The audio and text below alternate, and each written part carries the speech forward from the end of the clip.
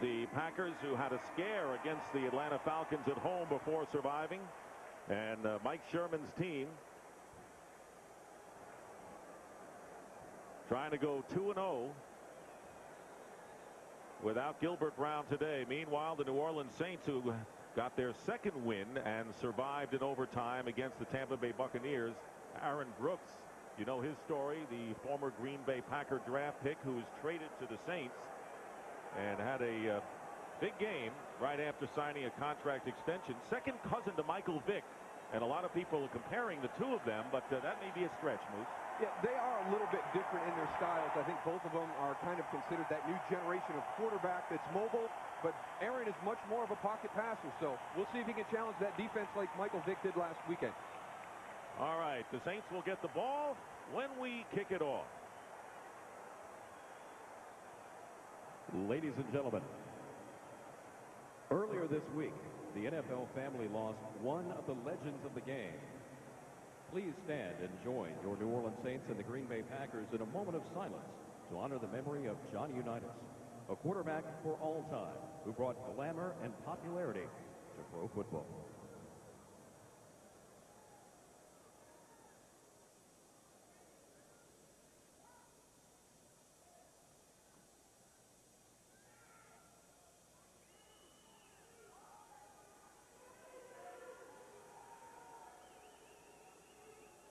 Thank you. When you talk about the old term ice water in your veins, no one fit it more than Johnny Unitas, Daryl. One of the players who was so instrumental in bringing the attention to the National Football League, to have a player like that involved in your league at the time when it was really starting to gain its popularity on TV. Just a sad day for the Unitas family and football fans everywhere in this country. Saints getting it first. Ryan Longwell will kick off, and Michael Lewis is back deep. Fred McAfee also in the neighborhood, and this game is underway, and Longwell's kick 3 yards in the end zone, bobbled momentarily by Lewis, and after a bit of a decoy, turns on the Jets and brings it out to the 32-yard line. So the New Orleans Saints, after the 34-yard kickoff return, and Jerry Fontenot is the only man in the same spot he was a year ago. Turley has moved, and the rest are new. McAllister, as Moose pointed out, is now the go-to guy at running back. And Jerome Pathon and David Sloan, the tight end, are also new faces in the backfield for the New Orleans Saints, who are led by Aaron Brooks. Aaron Brooks struggled at the end of last year, but impressive against the Tampa Bay Bucks on the road last week. And on the first play, gets pressure, and the pass is incomplete, bringing up second down. One of the things that they did not do last week was pressure the quarterback. They started off on the first play with a blitz. Best way to do it against Aaron Brooks, as you take a look at the Packers defensive line. Rod Walker starting in place of Gilbert Brown at defensive tackle. And, of course, Joe Johnston coming back, had starred with the Saints for many years. Wayne Nickerson and Niall Diggs, the linebackers. Tyrone Williams, Mike McKenzie, the corners. Antoine Edwards and Darren Sharper, the safeties. Second down and 10 with 3 wide receivers for New Orleans. And this time the deep drop by Brooks, and his pass is caught short of midfield by Joe Horn, still on his feet, and a huge gainer. Antoine Edwards, who is taking the place of Leroy Butler at strong safety this year, couldn't catch up to Horn, who picks up 40. And this is not a good start for the Green Bay Packer defense. The one thing you do not want to have happen is let Aaron Brooks get into a rhythm. And he does in this first big pass play. Right there, as you pointed out, Antoine Edwards has got to come up and make that hit. He was a little tentative as an approach. Joe Horn is a veteran player, just broke to the outside to get some additional yards. And he led the team in receiving with 8 catches for over 100 yards last week. And the Saints threatened on the 28-yard line of the Packers.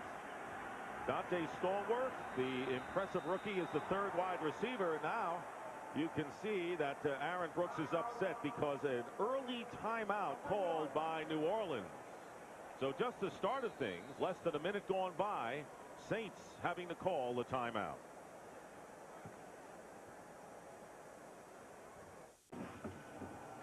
Shrimp boats are a-coming here in the bayou as New Orleans hosting Green Bay in their home opener. Brett Favre and Frank Winters getting set to go to work. Meanwhile, following the Saints timeout, first down and 10. Go to a two-wide receiver look and play action on 2nd and 10. Here they come again, and this pass in and out of the hands of Joe Horn. Well, he was open there, and it was a fine pass by Brooks and was defended by several players in the secondary led by Mike McKenzie. We saw in the first two plays the Green Bay Packers bring pressure. This time they bring in two tight ends, block everything up. It's a two-receiver route. Watch Dante Stallworth moving to the right of your screen. The Packers blow coverage again, which they did several times last week against the Atlanta Falcons. Aaron Brooks missed a wide-open receiver. And Rod Walker, taking the place of Gilbert Brown, came in and put the pressure on Brooks. And the handoff to Deuce McAllister in his first carry of the game. And going over 100 last week, and that was a career high for McAllister, who gained 109 yards. And that will bring up third down. Nickerson and Vonnie Holliday in on the stop. And last week, a lot of workmanlike yards in that 109 yards. Not a lot of big runs. You see there the average 3.5. That's a tough day between the tackles. That's where he gained the respect of his offensive linemen up front. They just thought he was a speed guy, but he showed them a little bit of power last week. Third down and 10, just outside of the red zone. Jerome Pathon, the former Colt, in motion. And getting enough time and completing to Joe Horn. Horn fighting for those extra yards, will get a first down as a result. And again, Antoine Edwards dueling with Horn and coming up second best once again. And a big first down for the Saints inside the Packer 20. And what a great effort at the end of this run by Joe Horn. Antoine Edwards has him right there short of the first down. A quick little stop and back inside. Watch the stiff arm here.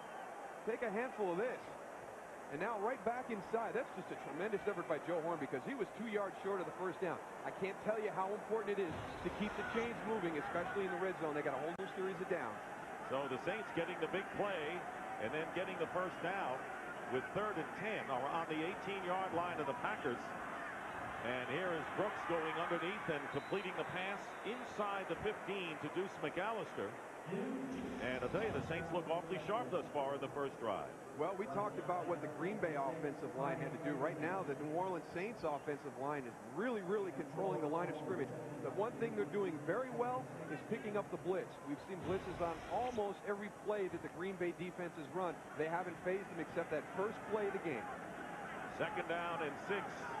Nearly 3 minutes elapsed. Brooks' numbers of last week.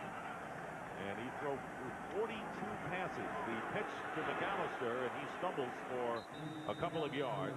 And that will bring up third down for the Saints, who already are in solid field goal range for Jim Haslett, who saw his team embarrassed and stumble in the last 4 games of last season, but come out of the gate strong against a good Tampa Bay team on the road. I just can't say enough of what this team did last week, and I don't think there's anybody around the NFL that really thought the Saints were going to be a competitive football team last year with everything that went on. And they grabbed everybody's attention in week 1. Credit to Jim Haslett and his organization. Davir Baja-Biamila, the pass rusher into the game. Out of the shotgun is Brooks. And the flags are tossed. Johnny Greer. Prior to the snap, false start, number 65, offense. Still third down. And that's the rookie LaCharles Bentley, who has looked very good. He is a second-round pick from Ohio State, but this has got to really give Jim Haslett gray hairs when you get penalties this close. Penalties in the red zone. When you look at a team that struggles in the red zone, it is a difficult area to get yards and to get touchdowns. And the one thing you just can't do is have a penalty. And right there, this is LaCharles Bentley, his home opener here for the Saints. So I'm sure he's got a few butterflies out there. And I'm sure you've noticed the scores dropping down from the upper right-hand part of your picture to keep you abreast of what's happening around the league. Third down and 8. And here is Brooks under pressure, but he can run. And he's charging in, and he's got the first down. He does not get the score, but gets inside the 5-yard line. Half pocket passer and half scrambler, he calls himself, and he picks up 12 for the first down. And to me, that is the strength of Aaron Brooks. He knows when to run. He never looks to run, but he knows when to run. And one of the areas that he will do is here in the red zone. You see right there, it splits open. They've got man coverage. Everybody's downfield. He knows he's got enough room to get the first down, and that's what the Packers are going to have to be wary of. He wants to stand in the pocket and throw the ball, but if you lose contain or your job, he will scramble. First and goal at the 4. Crowd yelling boo for Boo Williams, the tight end, but they're going to cheer for Deuce McAllister eventually. And McAllister into the line. So the question, what about this Packer defense, which was heralded before the year, gave up a lot of yards and a lot of points against Atlanta, and now on their heels? Well, the big thing that Ed Donatel, the defensive coordinator, talked about during the week was we didn't put enough pressure on Michael Vick. We want to put pressure on Aaron Brooks today. We don't want to let him get into a rhythm. Well, right now, the New Orleans Saints are handling that pressure, and they're making plays in the passing game. This is a poor start for the Green Bay defense after a tough week last week. 10th play of the drive, second down and goal at the 4. 3 wide receivers and 2 tight ends, and here is Brooks with a lot of time, and his pass thrown behind Jerome Payton, and that will bring up 3rd and goal. That shows you the maturity of Aaron Brooks right there. He's not trying to force it. They're in an area where they're going to get some points, but don't make a mistake where you're trying to fit a ball and have an interception. And right there, nobody open. He just dumped the ball away in the direction of one of his receivers. He gets another chance here on 3rd down, but you see right there, last week in the red zone, 4 TDs out of the 5 possessions, and that's what you can't have. You got to force teams to kick field goals when they get in that red zone. And they spread him out. Jake Reed comes in as the 4th wide receiver on 3rd and goal. Packers have to worry about Aaron Brooks as well on this play. They go up the middle, and a handoff to McAllister. Touchdown, Saints. Boy, was that a thing of beauty for New Orleans.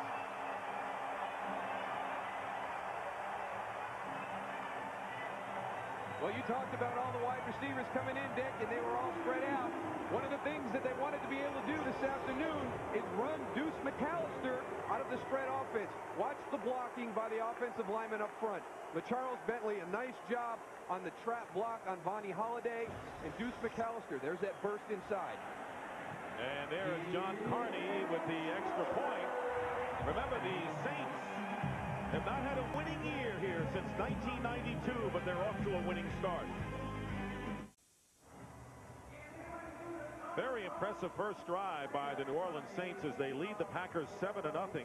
They got 40 of those yards on the pass to Joe Horn. McAllister getting the touchdown, and maybe more important, the Saints were 3 for 3 on 3rd down conversions.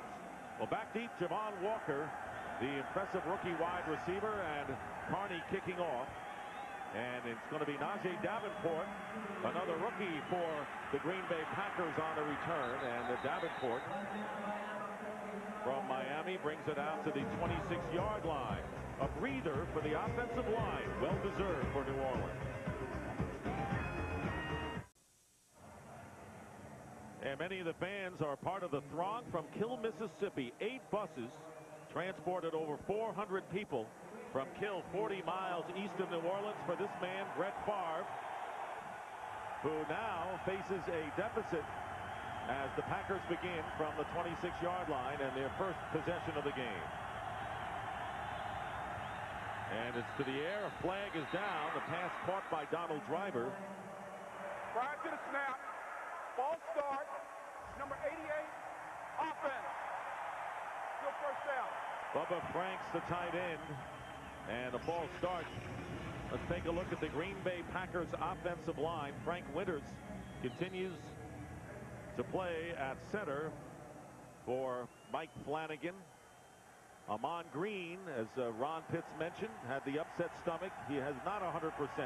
Driver and Glenn will be joined by Javon Walker at wide receiver as Brett Favre starting his 159th consecutive game. First down and 15, and here is Amon Green, who goes into week 2 leading the NFL in rushing, and Green picks up about 6. Defensively for the New Orleans Saints, Grady Jackson and Norman Hand. All of the Packers talked about how big and huge they are right in the middle. They are keys for them.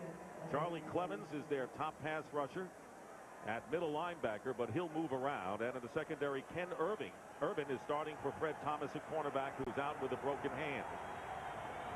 And it'll bring up second down, and Ken Irvin has started many games for the Buffalo Bills in his career. so he is not a novice. And here is Favre completing to the tight end Franks, and Bubba is going to get the first down. Gain of 13 yards for the Packers with Michael Hawthorne defending. One of the areas that Bubba Franks wanted to improve in was catching between the 20s. You can see right here the record of Brett Favre. Now, everybody knows about his struggles in Minnesota and Detroit during the regular season battles with the Lions and Vikings, but look at that record here in the Superdome, and that includes an undefeated stint as a quarterback at Southern Miss also to get him to 5-0. And, of course, the crowning moment, Super Bowl 31, early in '97, when Brett Favre led the Packers to the Super Bowl victory over the Patriots. Javon Walker in motion to the right on first down, and on the slant, pass caught by Donald Driver, and Driver picking up about 7 yards. Looked like he was the favorite receiver of Brett Favre in week number 1. Well, I tell you, the group as a whole had an outstanding afternoon last week, and that is the one area that Mike Sherman wanted to upgrade, and they lost some key producers from that group last season, but overall, the speed that they added, I think, gives them a good chance to have a great season at that position. And what it also does, this group should be with Brett Favre for the remainder of his career.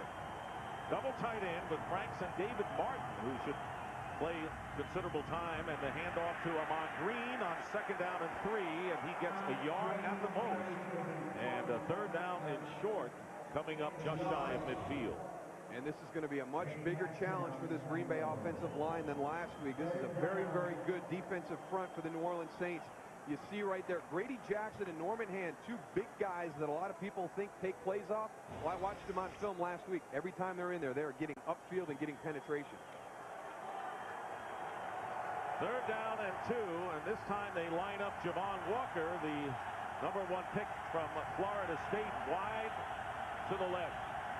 Third down and 2, out of the shotgun is Favre. He's got time, and he completes the pass, and a flag is down. Terry Glenn on the reception.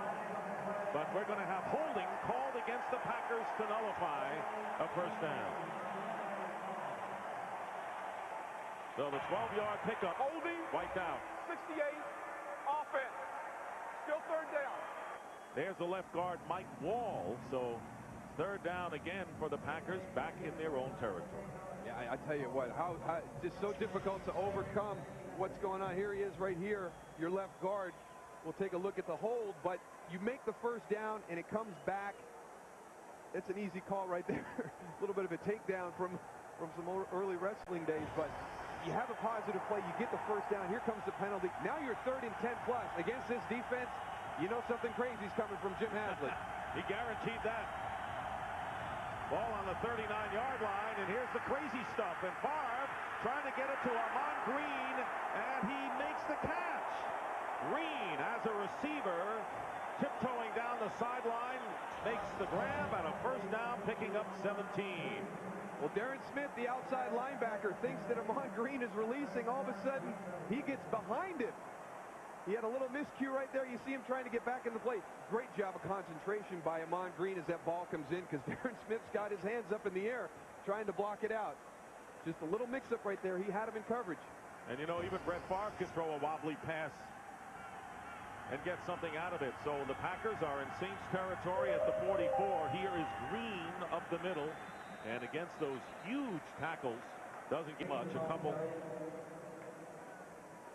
That's going to be very important this afternoon as this game wears on, is the Packers' success on first down, because New Orleans will blitz at certain times. Obviously, third down, you'll get some exotic things that they'll draw, but second and long is also another area that they will take some risks. And right now, if they don't have success on those first down plays, you're looking at a 2nd and 8 right here. Here's another area where Brett Favre has to be aware that New Orleans likes to blitz.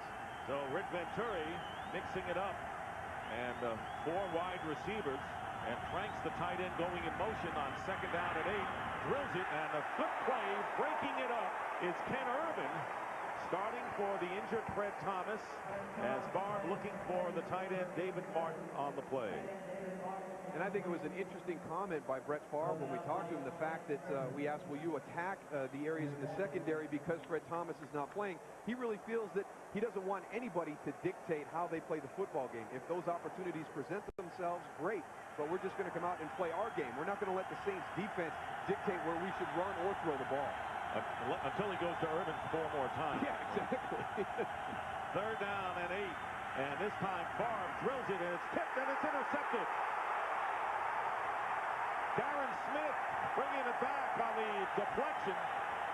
You see more interceptions on tip balls than anything else in the NFL, and Darren Smith on the return, 17 yards, gives it back to the black and gold. Javon Walker, who had a nice debut last week as a rookie. Keo Craver, that's the guy we're going to be keeping our eye on. Jim Haslett loves him.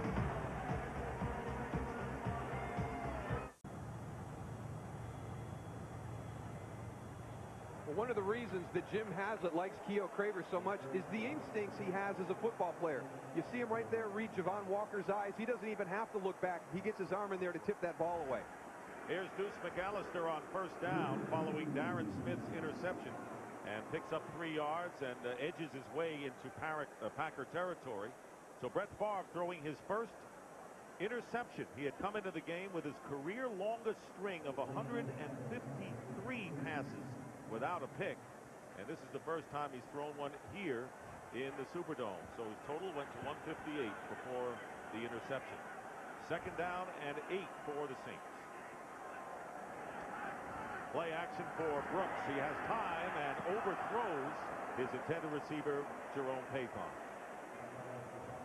Kyle Turley, you mentioned one of the guys that's made the big switch in the offensive line. He's moved to left tackle, and he doesn't think that this is going to be a big challenge, because over there he will face his former foe, Joe Johnston, a former Saint, and watch him move back outside. The rusher that he's going to face this season at left tackle will be the athletic speed guy, and he figures he matches up well. He doesn't like those power guys that he had on the right side playing tackle there last year.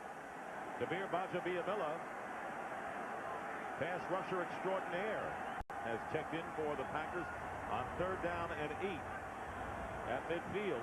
And here comes the pressure and the pass, and diving to make the play and making it is Jerome Payton. So Payton making the catch close to the 1st down marker, and I think he's short by about a yard. It's going to be a tough decision for Jim Haslett. He came up just a little bit short of that 1st down. He's got to go down to the turf to dig this ball out. Doesn't have an opportunity to catch it on the run and advance it for a 1st down. That's a great job by Jerome Payton getting that ball pulled in and keeping it off the turf. But still just not an opportunity to run. And here's that matchup you talked about, Dick. Kyle Turley versus Kabir Bajabiamila. And right there, I would like to see them move him to the right side. You know, Kyle is going to match you with speed and athleticism. Put him on the right side. They're not going to get it off in time. And either the timeout was called or the penalty. I don't see the flag. So after letting the clock go down, they're going to take the 5 yards, although no flag was put down there. They are going to punt, obviously, at this point with Toby Goen. Delayed offense. Still 4th down. So they gave the impression they might go for it, but not a percentage move for Jim Haslett. So Toby Goen, who missed last week's game with a hip flexor, active this weekend, will be kicking. And Darian Gordon back deep, the former San Diego Charger, for the Green Bay Packers. And a good kick. Heading for the corner, bounces at the 5, and I think it's alive, and I think the Saints may have made a great play out of it. Let's see. The officials are conferring. If one of the feet were in the end zone or touching the line, it would be a touchback, and that is the ruling. So Fakir Brown, yeoman-like work to try to keep the ball in play. Well, there's your special teams player of the week last week with his job on the punt. You see the foot right there. There it is. He's on the line. So the Packers will take it out on the 20 when we return to the Superdome.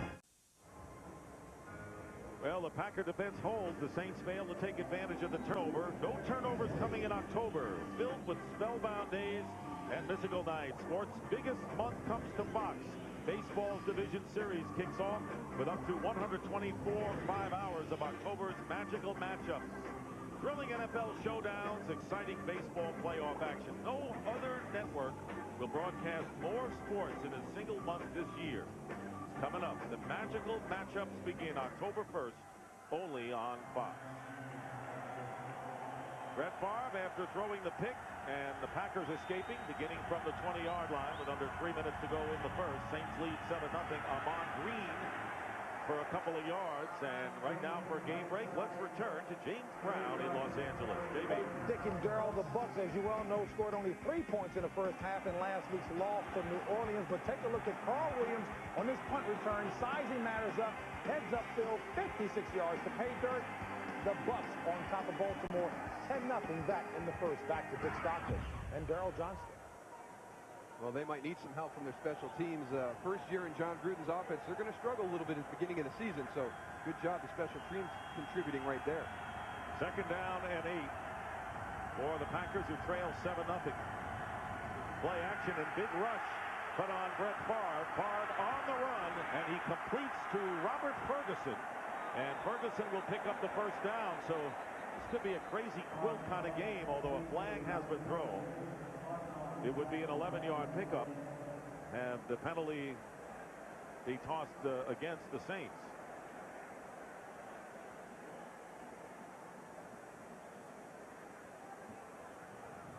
Personal foul, number 68, offense. After the play, the first down was gained, will penalize 15 yards, and it's first down. So if they get the first down, but Mike Wall guilty of his 2nd penalty today, Moose. And this is a point of emphasis this year. They do not want the offensive linemen coming downfield and blowing guys up standing around the pile. And that's what Mike Wall did. But I like the way they enforced the penalty. It's after the play. They made the first down. It's not going to be 1st and 25. It's going to be 1st and 10 as the play is marked off. And he's coming in from your top left corner. There's number 68. The officials are going to be watching that all season long, and these guys have got to realize it. They were told about it in training camp. They got to be smart when they're on the field. First down, but back on the 19-yard line for the Packers, and here is a fake in the round. The give is to Amon Green, and Green, with his best run of the game thus far, brings it out a couple of yards shy of the first down to the 28-yard line. So 8 yards for Green, with Keo Craver making the tackle.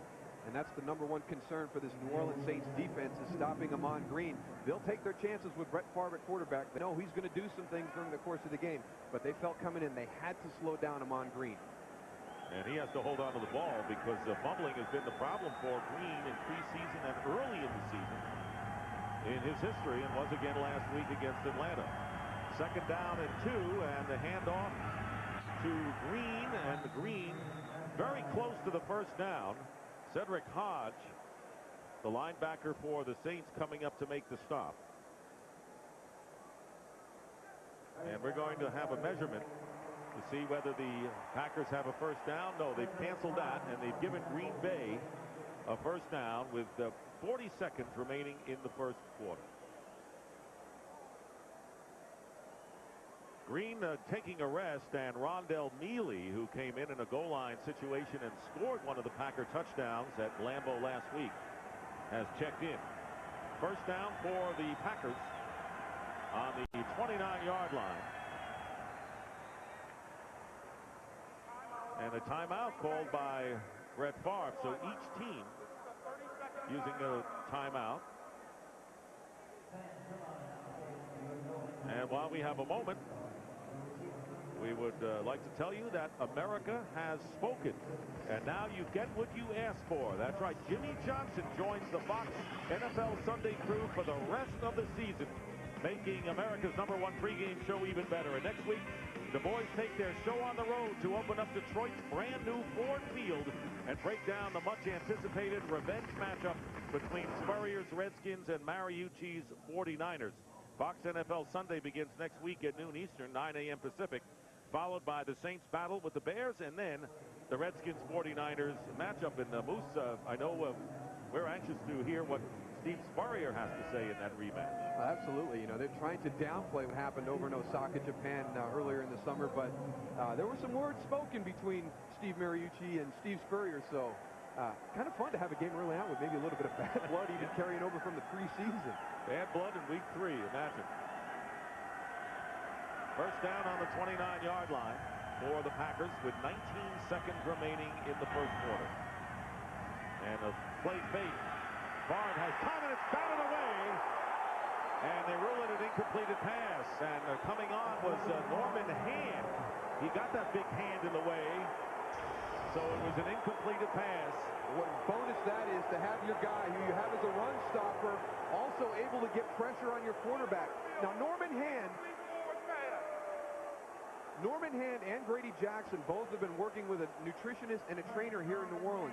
They've lost about 15 or 20 pounds each. They want to continue to lose more. And this is what you could see more of during the season. They don't want to be just run stoppers. They want to be able to get some pressure on the quarterback. 15 or 20 pounds, that's a drop in the bucket for these guys. It's a small start, but it's a good start. I think that 310 there is a little bit underestimating. Ahman Green back in the game and getting the handoff on the shotgun, and that will run out the clock.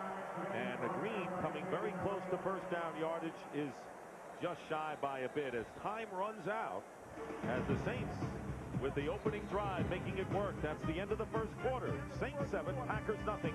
Fox NFL Sunday will continue after these messages. Cheesehead with a little jambalaya thrown in here in Cajun country as we start the second quarter.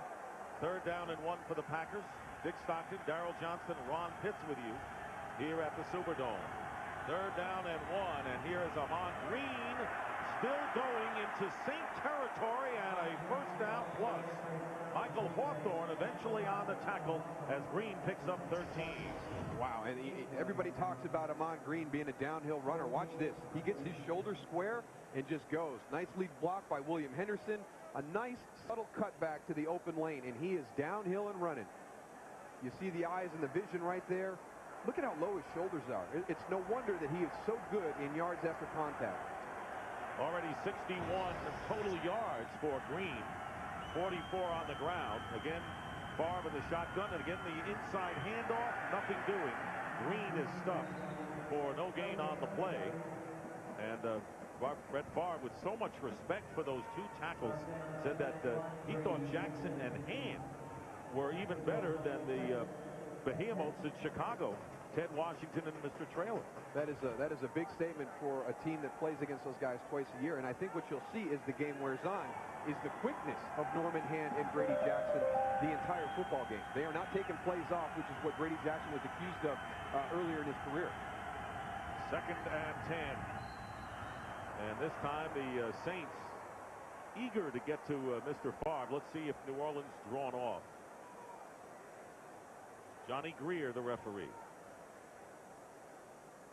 Encroachment, 93, defense, 3rd down. Eager was Darren Howard. Still 2nd down. So it is still a 2nd down, but 2nd and 5 now for the Packers. The Saints leading 7-0, scoring on their opening drive. Deuce McAllister went over from 4 yards out.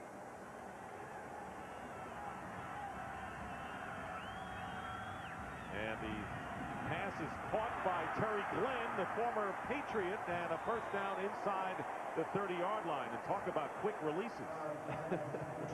It's just amazing what Brett Favre is able to do with the football. And here's another feel-good story for the year. Terry Glenn, and he's really starting to find his place with this football team. You could see even a little bit of feel there develop between Terry Glenn and Brett Favre. Knowing when he's going to stop the route, Terry Glenn, look at him work back to the ball. It's just some subtle things that coaches have stressed to guys to make the passing game a little bit easier. 14-yard pickup. They go to the ground again, and here is Green with a good gain on first down. I have to tell you, Mike Sherman said, you know, every coach says we've got to stick to the running game, and he has not abandoned it so far, even though he trailed early in the second. And he said one of the reasons why it's easy to abandon the running game is because you have a guy like Brett Favre that can take a game over, and he knows how important it is going to be to run the ball successfully this afternoon on the road in a dome. Right now, the offensive line has responded to the challenge. They're doing a very good job up front. From the 23-yard line, 2nd down and 4 for the Packers, and this time it is the handoff to Green. And Green getting the first down. And I have to tell you, the Saints are winning, and yet the crowd is out of the game right now.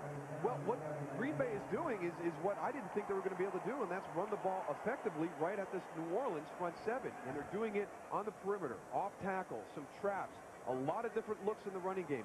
The defense for the Saints is not able to focus in on one style of run. 11 carries, 56 yards already for Green, who picked up 155 in week 1. Rondell Neely spells him now at running back. 1st and 10 at the Saints 17. And now they go empty backfield. They'll get rid of it in a hurry and complete it to David Martin, who skies to make the catch. They'll end up losing yardage on the play. And Martin tackled by Darren Smith. But this has been a long drive for the Packers because the 15th play is coming up, and coming off the field a bit shaken up is Darren Howard.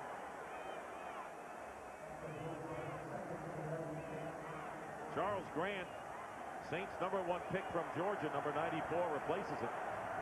This is what the Packers accomplished in the red zone last week. There's Grant. 2nd and 11 after the loss of 1.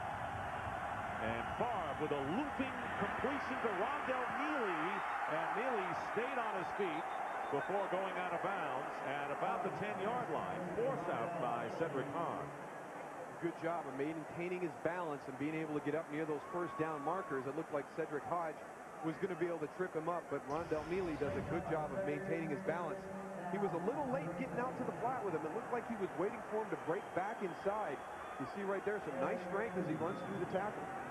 And the Packers have also activated, as you see the play again, Tony Fisher, the rookie running back from Notre Dame. So they have Neely and Fisher behind him, and even Najee Davenport. So they're loaded at running back today. 3rd down and 2, and here is Favre on the slant, incomplete. Javon Walker, the intended receiver, and the hit provided there by, see if it was Hawthorne who got over there, and it was not. It was Sammy Knight. Welcome to the NFL, Javon Walker. A great job of concentration, but when you're coming across the middle, Brett Favre will fit balls into areas where his receivers do take big hits. So Ryan Longwell, who won the game with a field goal in overtime last week, will attempt a 27-yarder. Holding is Doug Peterson, and the kick is good. So the Packers finally score, and it is 7-3. Wow. No, that was normal speed, folks. We didn't speed it up. 7-3 Saints. We'll be right back. Well, we know there's a lot of teeth in the Packer offense when Brett Favre is on, and Green Bay getting a field goal out of it. And, you know, that alligator is like many of the fans who have been sitting on their hands thus far in a 7-3 game. Even the alligators live up to the city's reputation as the Big Easy down here. There's the scoring drive. By the way, Green with 47 yards rushing. The key operative in that drive. The kickoff, and Michael Lewis returning for the Saints from the 5-yard line. Lewis bringing it out, and he is tackled at the 34-yard line by Matt Bowen. So it's a 7-3 Saint lead, still early in the second quarter. Could this man be a successor to Leroy Neiman, the great sports artist, doing a pretty good job on the field? And right now the Saints leading 7-3. They're on the 34-yard line, their own 34. Aaron Brooks giving it to Deuce McAllister. McAllister with good space up the middle, and he's got the first down. And right now for a game break, let's return to James Brown in Los Angeles. As Dick Atlanta capitalized on a weary pick. Nice poise being shown by Dick, waiting for the defender to clear, whipping a soft pass to Warren Dunn.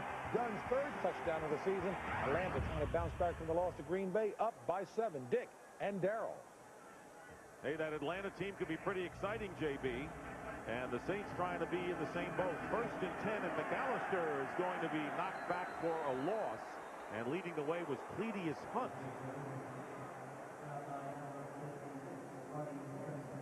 That play just kind of looked sloppy from the very beginning. Slow developing play. Cledius Hunt getting some penetration. Hardy Nickerson coming in.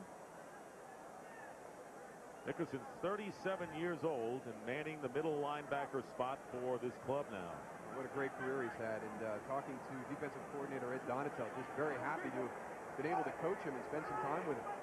In the twilight of his career, though, second down and 11, and here's McAllister, and a little stop and start for Deuce. He'll find his way just into Packer territory, and there's Hardy Nickerson doing what he does best, snuffing out that run. And that's the thing I think that not a lot of people thought Deuce McAllister was going to be able to bring to the table. Replacing Ricky Williams was the power that Ricky had. And Ricky would wear the defense out by the end of the game, and they saw that last week with Deuce McAllister. So I think that he really is the complete back that Jim Haslett always thought he was, and was able to make that decision with Ricky Williams. Third down and 4 on the Green Bay 49. And out of the shotgun, they pick up the blitz, but not forever. And Aaron Brooks fires it away, incomplete. And bringing up fourth down. And again, there's a spot where in the past Aaron Brooks might have forced it somewhere in the middle of coverage. And he will continue to develop as a quarterback in his decision-making, not forcing the ball, not trying to create something when it's not there. And you're correct, Dick, right there. Especially with the new rule this year, intentional grounding, it's a much cleaner rule. Just throw it in the vicinity of one of your guys. Take your medicine, punt the ball away. Just don't have the big turnover at midfield. Toby going with fourth down kicking, and Darian Gordon. He had a lot of options there, including the fair catch option. He eschewed that, and the Packers will find themselves on the 16 when we come back. Saints over the Packers 7-3. This week on the Fox News channel, the O'Reilly Factor looks at America on high alert with a possible terror attack in Florida and a rogue plane being forced down in Maine. How safe are we? Answers on the O'Reilly Factor this week on the Fox News channel. Check your local listing. Packers from the 16-yard line, trailing 7-3. 8:12 to go in the second quarter. Amon Green with a burst and fumbles, and the Saints recover. Cedric Hodge, the linebacker, picking up the loose ball, and there are those questions again. Will Arise Moose on Amon Green, unable to hold on to the ball. Well, what Amon Green does is when he finishes the run, he's always looking for extra yardage. And watch as the ball comes away. No, that's not even what he normally does. That's just a nice hit on the line with the linebacker. So the questions will continue to rise. But you take a look last week, watch him stretch out at the end of runs. You see the balls coming loose right there. It's something that's followed him. Mike Sherman knows it's a concern, but he says it happens in the preseason and the first few weeks of the regular season, and then Amon does a much better job. But this could be costly for the Packers. Golden chance for the Saints on the 21-yard line of Green Bay, and here's Deuce McAllister, and he's got some power, doesn't he, as he picks up about 4 yards on first down. So the Saints trying to take advantage of the second turnover by the Packers. They didn't on the first occasion as Green ponders his situation. Yeah, and you can't ask a guy to change his running style. What makes Amon Green a great running back is how physical he is and how he finishes runs. And it's just a situation, and that's not even what happened on that play. That was just a good hit on the ball, and the ball came loose. Now it's up to the defense to stop the Saints and force them to kick a field goal. You know you're watching those scores coming up on the upper right-hand part of your screen right there. Miami leading Indy. And here is Brooks on second down, and he passes on the crossing pattern to Joe Horn. And Horn is out of bounds. It'll be first and goal for the New Orleans Saints. It was Joe Horn who caught a 40-yard pass on the first possession that really got the Saints running today. And that play good for 14. And offensive coordinator Mike McCarthy, this is an area where he wants to see Aaron Brooks elevate his game this year. Finding the open receiver underneath, checking the ball down to a back, hitting your man on a crossing route, on the move, and allowing him to make a play. Nice job with the completion there to Joe Horn. First and goal at the 4-yard line. Multiple tight ends. And here is McAllister diving to about the 3-yard line. Billy Lyon in on the stop. It'll be second down and goal. Jim Haslett, talk about the Packers with a new set of receivers. So does Jim Haslett, but Horn is a holdover. And so far today, 3 catches for 64 yards. Like Aaron Brooks is having some trouble right there with getting the play in time, or maybe having some trouble with the headset inside his helmet. Well, it's not crowd noise because the crowd is not a factor so far today. Now, the Packers. Timeout, New Orleans. Number 2. Mike McKenzie doing his work.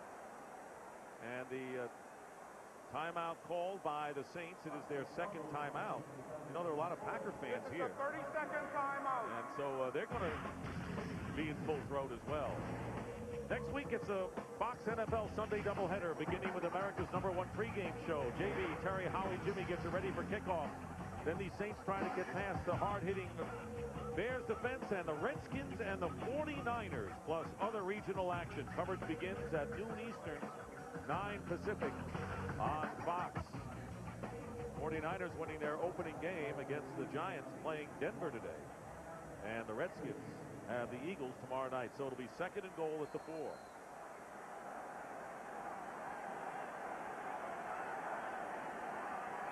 Boo Williams, number 82, who was a target for Aaron Brooks last week against Tampa Bay. Calling the audible and the play clock down to 4. Handoff to Terrell Smith, the fullback. Did not fool the Packers one bit. And it'll be Vonnie Holliday, 3rd and goal now. I love that call, Dick. Open up the whole formation, spread everybody out, leave your fullback in there. It just didn't give him a running lane. You know, I really feel for you because every time we talk to a team, especially the Saints, they say our best formation, you know, 3 wide receivers, a back, and a tight end. What about the fullback? Oh, boy, I'm glad I'm retired because I don't think I have a place in the NFL anymore. Nobody uses the fullback. Well, we got a place for you up here. And it's 3rd and goal at the 4-yard line. We'll never eliminate the fullback up here.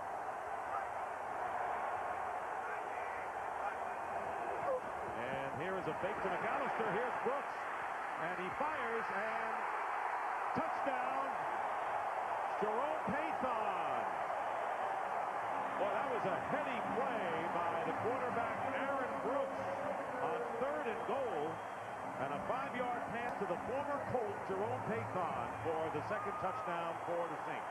Well, I think there's a misconception around the NFL that Aaron Brooks is a running quarterback. He wants to be considered a very good passing quarterback. That is so difficult on the move to have the accuracy that he did right there. He is getting better and better each year, and he's really progressed just from last week to this week. John Carney adding the extra point. So the Saints taking advantage of the Amon Green fumble, scoring their 2nd touchdown and taking a 14-3 lead.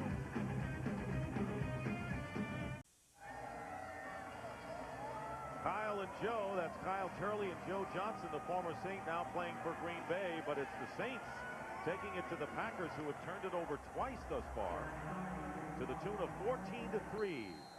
And Jerome Paython, his first touchdown as a member of the Saints after Green's fumble. So right now the Packers are in disorder as the kickoff by Carney, and it's heading for Najee Davenport. And he is brought down right at the 20. Go back and look at the touchdown. Jerome Paython right here is going to move across the formation. He's going to be in coverage. Watch the defender just stumble a little bit at about the goal line that gives him the ability to separate and make the catch. Darren Sharper stumbles a little bit right there as he was coming across. And that's a nice little mismatch right there. Jerome Paython versus Darren Sharper down inside the red zone. And Aaron Brooks talking with Mike McCarthy, the offensive coordinator. Brooks signing a lucrative long-term deal right before last week's opener. And you don't have to worry about him spending the money unnecessarily as far as the car is concerned. He says, I am a used car guy. Bought a 1992 car. I'm not going to tell you the model, but it's not shabby. First down on the 20-yard line. Make it the 19 for Brett Favre. Going to the air, getting chased and hit and getting away with it. And a flag is down, and let's see if Charlie Clemens, and they're going to call intentional grounding against the Green Bay Packers.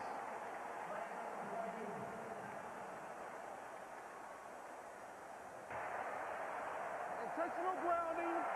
Number 4, offense. Also a loss of down.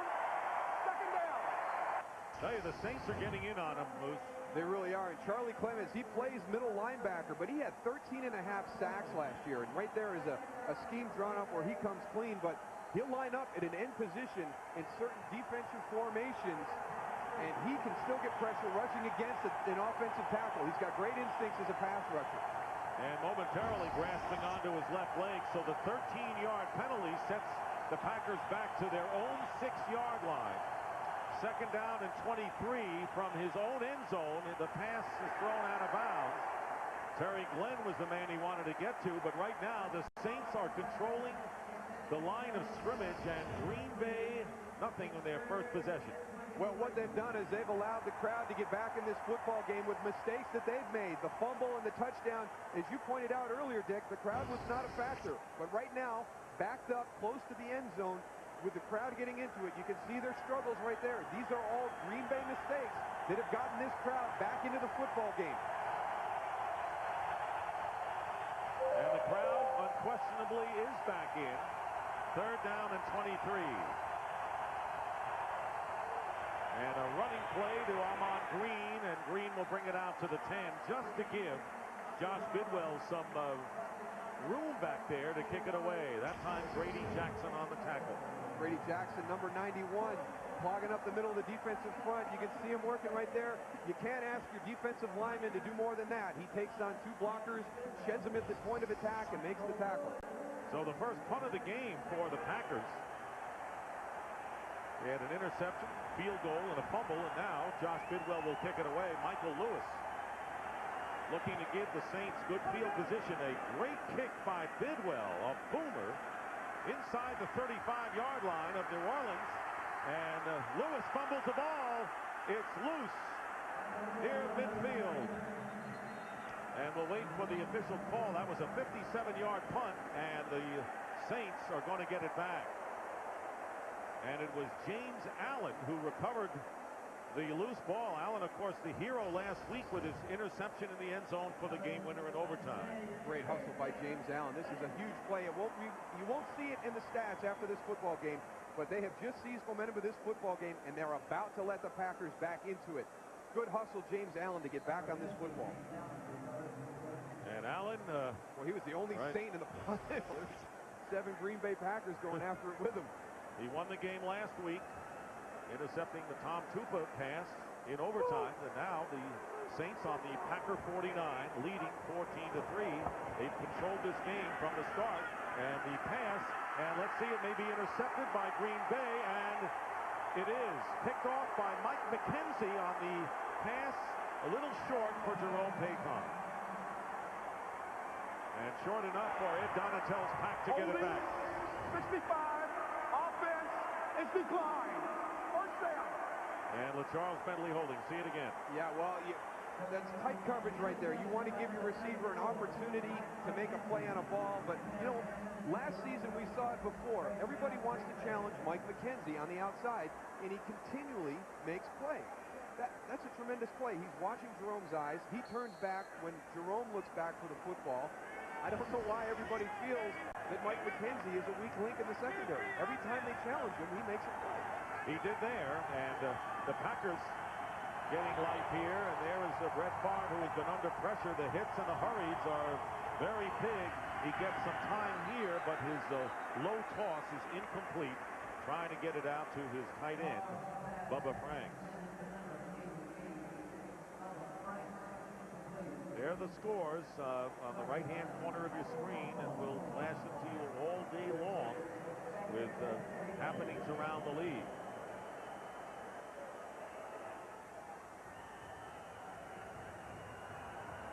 Second and 10, Brett Favre has not completed a pass in his last 4 attempts.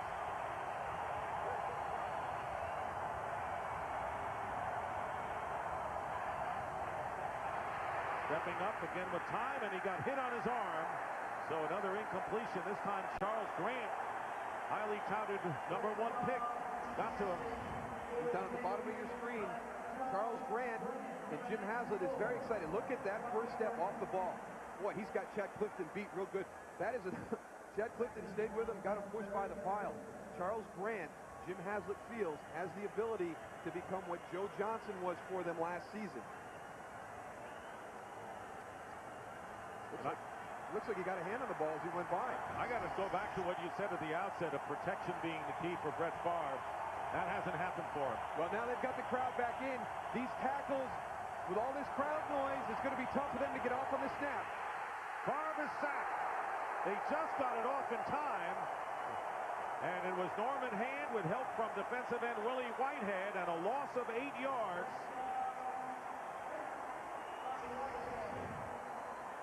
It is such a disadvantage for the offensive tackles when the crowds get into the game. It's so hard for them to get their set. And it looks like Mark Tosher got rolled up on that play right there at the end. He's the player that's down on the field for the Green Bay Packers. So Mark Tosher, the right tackle for the Packers, shaken up, and you can see the look on Brett Favre's face. Things just haven't gone well at all for the Pack thus far, all because of this. Well, Brett Favre said, if we can protect, we'll win the football game. Early on, they were doing that. But they've let this crowd get back into the game. And since that point, he has been knocked around, hurried, hasn't been able to get into any type of a rhythm. And right now, the Green Bay Packers, with their starting right tackle, Mark Tosher, down, could be going into Earl Dotson to come in and take his spot. So a dismal first half with 3:33 remaining for Mike Sherman. And story on Tosher is that after the 1998 collegiate season, decided to give up his dream of ever playing in the NFL. And while he was attending another sporting event, the Kentucky Derby, he happened to bump into Wisconsin head coach Barry Alvarez, who convinced Tosher he should return to Wisconsin, give football one more try, and the rest is history. Well, he's walking off the field a little gingerly, but good to see him walking off. So hopefully that's nothing serious that will keep Mark Tosher out of the lineup.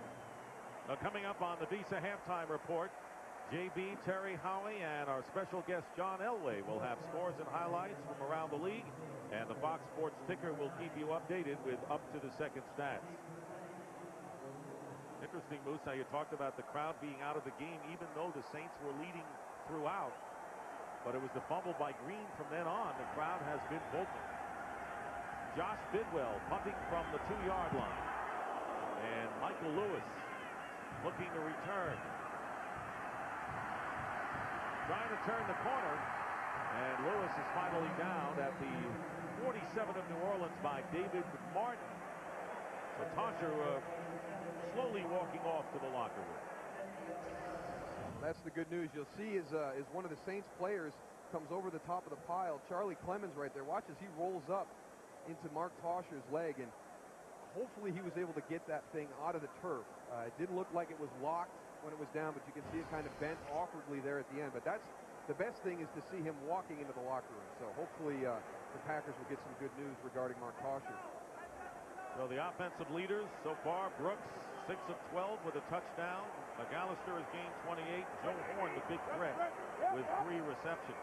And Horn going in motion with 3 minutes and 20 seconds to go, and the quick out to Joe Horn, and Horn stepping out of bounds, very close to first down yardage at the Packer 42. Saints have 1 timeout left. They're hoping to at least get in field goal range before intermission. Quick little screen pass thrown out there, and when you've got your tight end Boo Williams flexed out there with you, nice to have a big body out front to get some blocks downfield for you. Second down and 1. Kick out.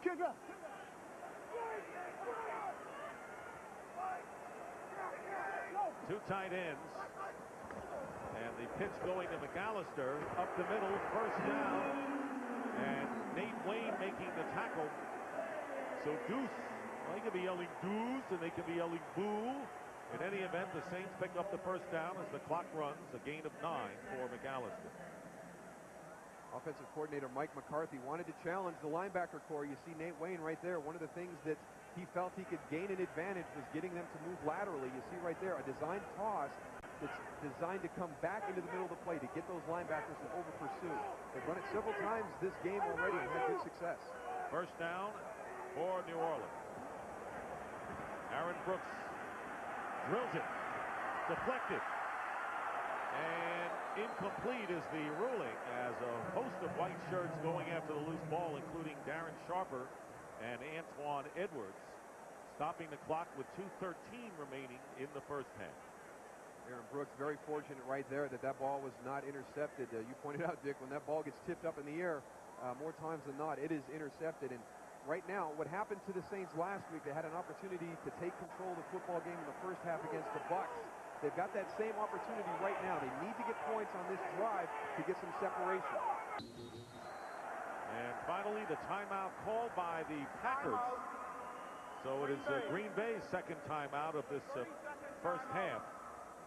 And, you know, not to be minimized for Jim Haslett's team or for Mike Sherman is the import here of not, for Green Bay, not allowing any more points, even a field goal if they can help it here. Absolutely. I mean, you do not want to fall behind on the road at a stadium like this. And we will continue to talk about the crowd, but you have to get them out of the football game. And you get a big lead at halftime, and boy, they're going to be excited when that second half kicks off. 17-3 would be solid. Well, this October will be filled with spellbound days and mystical nights as sports' biggest month comes to Fox.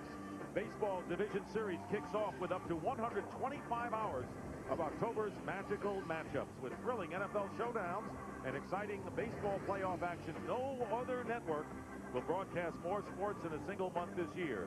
The magical matchups begin October 1st, only on Fox. Second down, 10.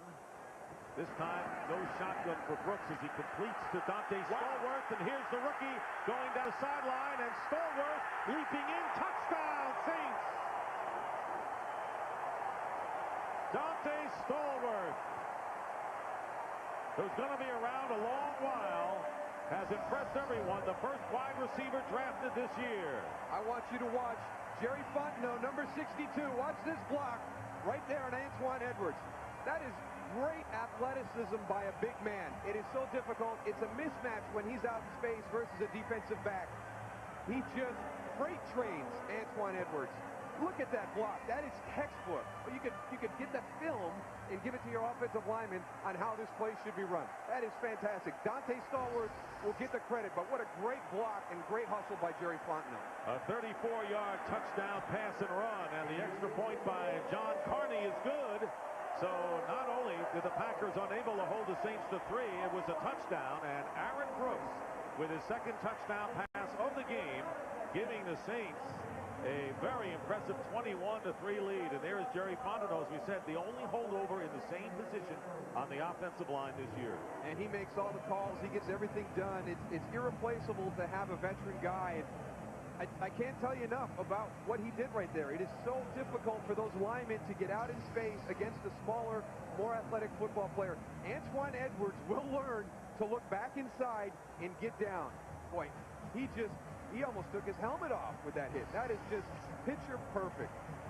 He turned Antoine Edwards into a bobblehead doll momentarily, and the Saints leading 21-3 for Stallworth.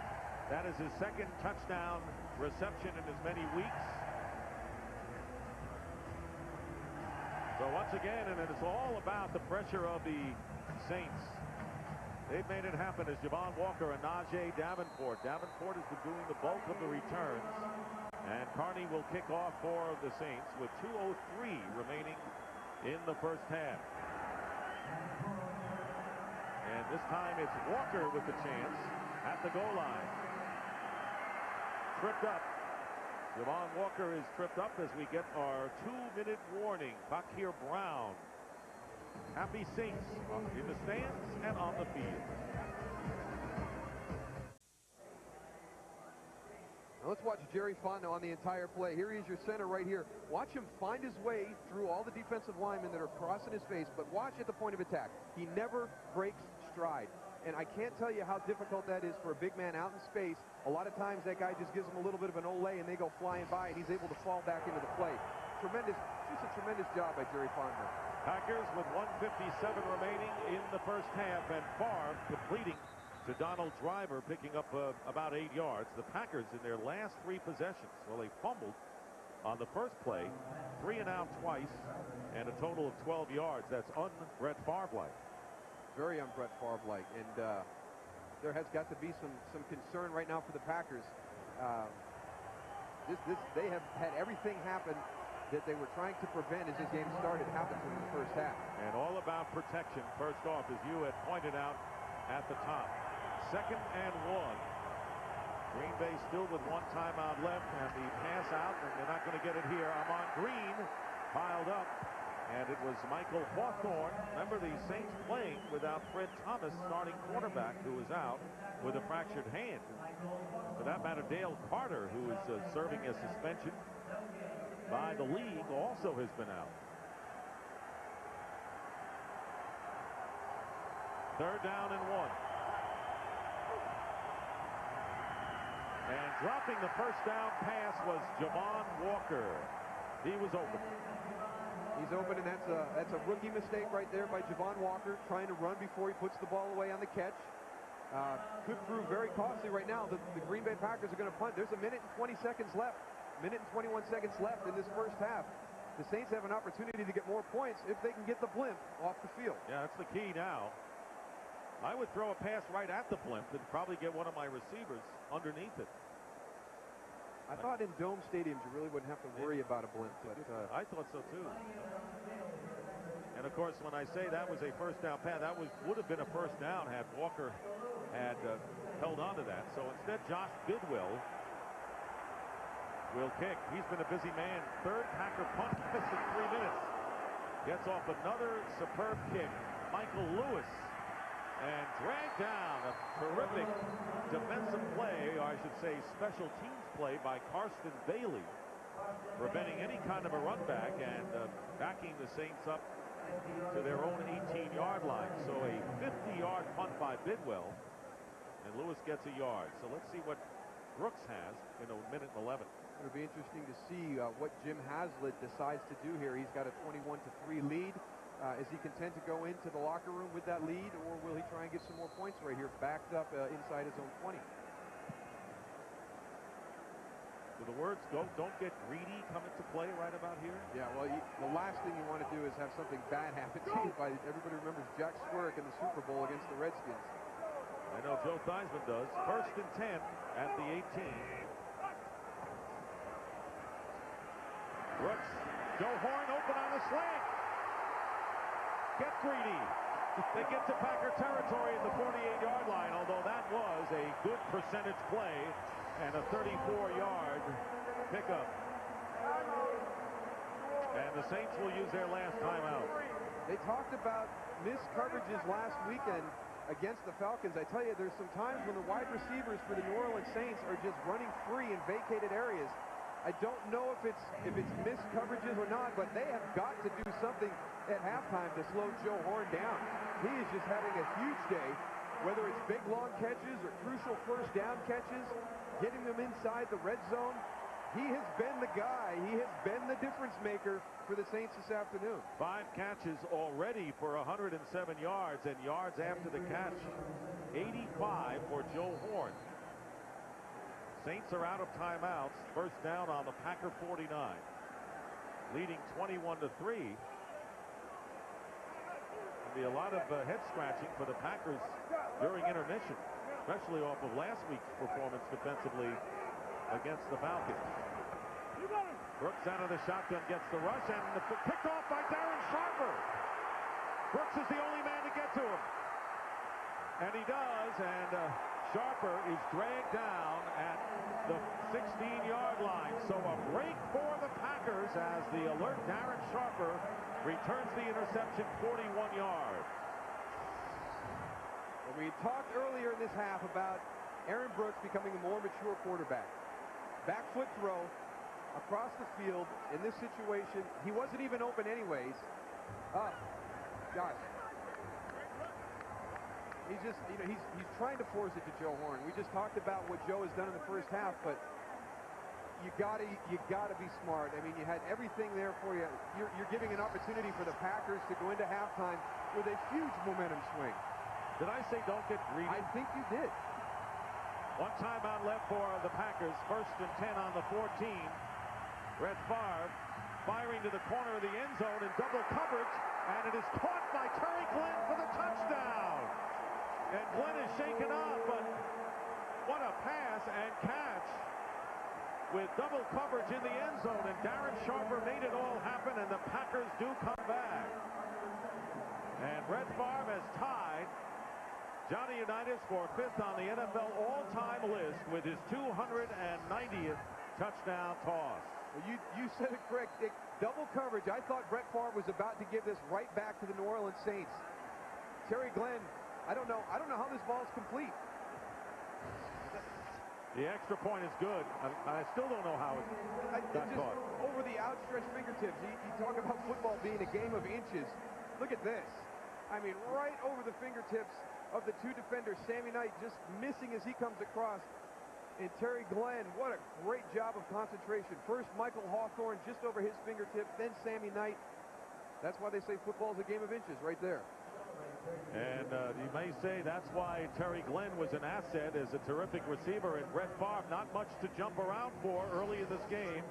And Glenn catching the touchdown pass. So Glenn with his first touchdown reception in a Green Bay uniform, and it's 21-10. So you're right, Moose, a late and dramatic momentum shift and giving the Packers new life and giving Jim Haslett something to ponder. Well, you know, you've got the ball out to midfield. You know, maybe the first play call, you want to take the conservative approach and not get greedy. But when you hit the big play and get out to midfield, yeah, okay, let's go. You know, we've got plenty of time to get in there, get a touchdown, and, you know, possibly a field goal. And then just a poor decision by Aaron Brooks. Now, once they got into Packer territory, you figure that the Saints are going to play it cool, maybe get 3 out of it. But Darren Sharper had other ideas, and so now the Packers trailing by 11. Ryan Longwell kicking off, and Michael Lewis bobbling, and he kept his feet in bounds, and then he stumbles and he loses the ball. I don't think he's going to put on that play on his highlight reel. No, this one is, I don't think this one's going to make it. This one might stay on the cutting room floor. A little bobble there to begin with, and then things just go to worse. And we watched him on Friday. He struggled a little bit catching the punts on Friday afternoon out of practice. So I think it's safe to say on this series that Jim Haslett will take a knee and get into the locker room. Jim Haslett's Saints winning on the road against Tampa Bay. And as he pointed out, a different kind of team. You mentioned how the club has been rebuilt a lot. Don't forget that for Jim Haslett and the Saints, they're no longer playing in the NFC West, where you needed speed rushers. He's got a new division, the NFC South. He wanted to be bigger up front, and that's worked out for him. And that will be the last play of this first half. What a huge transition right there at the end of the game for the Packers. They were down and out. This crowd was back into it. Boy, they were going to face an uphill challenge in the second half. Darren Sharper makes a huge play. Brett Favre finishes it. Terry Glenn, great catch.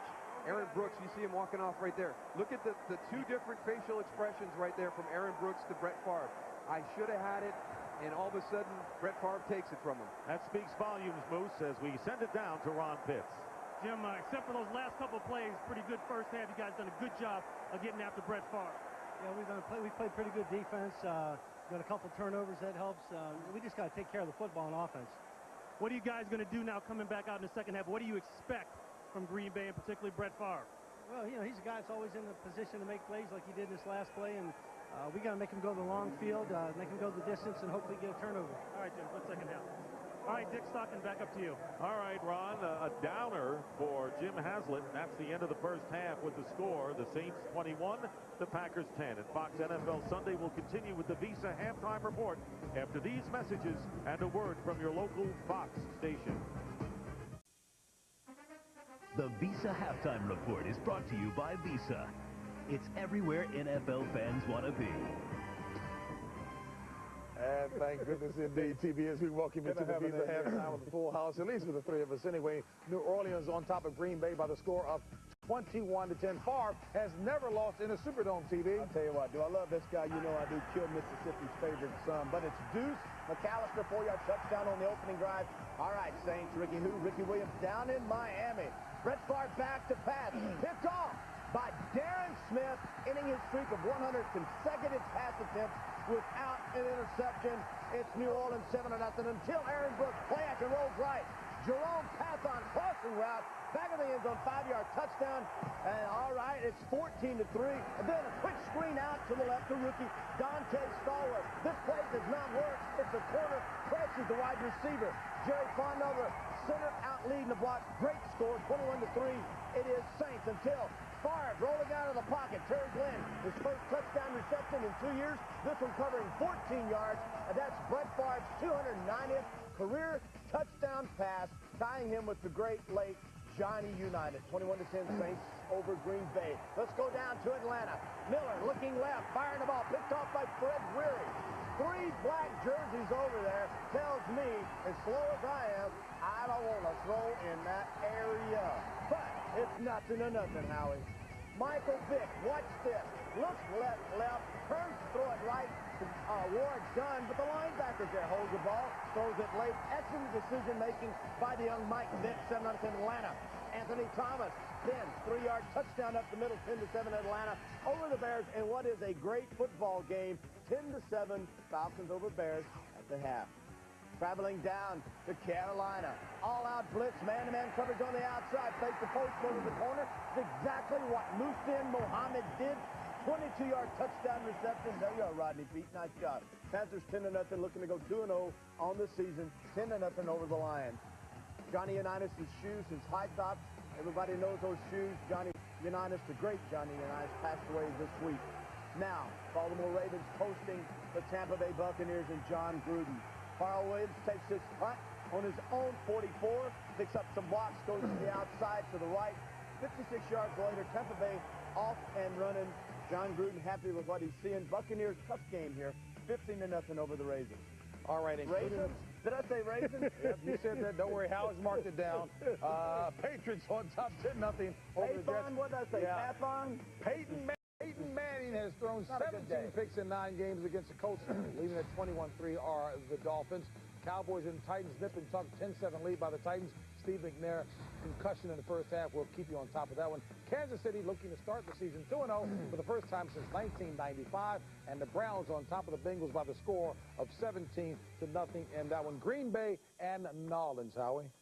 Well, Joe Horn, coming off that tell-all interview with our boy, is unstoppable in the first half with 5 catches for 105 yards. And you talk about Grady Jackson and Norman Henn, who's back healthy this year, making all the difference in a defense.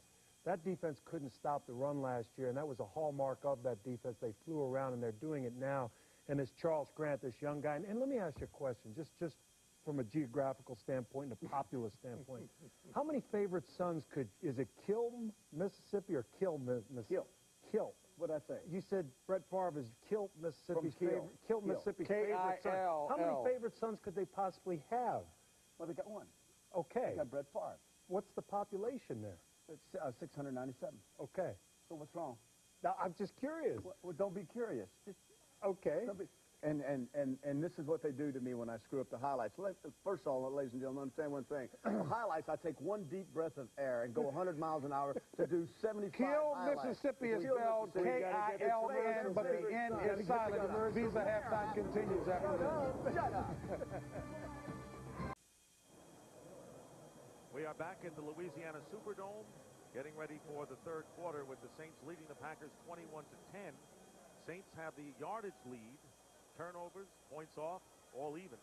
No question that Brett Favre, we showed you a few moments ago, took the brunt of the hits. Now, but the late score means something here, and the Packers will get the ball first, Moose, in the third quarter. Absolutely. I think emotion becomes the most important thing in the second half of the football game. The New Orleans Saints had the game in hand, the ball at midfield. With about 1 minute and 20 seconds to go, they have the crucial turnover. Green Bay goes down, converts it into a touchdown. They've got the ball to start the second half. Very important for the Saints defense to go out, force a 3-and-out, get the ball back, let Aaron Brooks get his confidence back. He is a streaky quarterback, and right now he's got some bad mojo. Okay, so we'll see what transpires here as we get set for the second half kickoff. And John Carney with a short kick. And it's Javon Walker on the return. And Walker with a flag down gets up to the 25-yard line.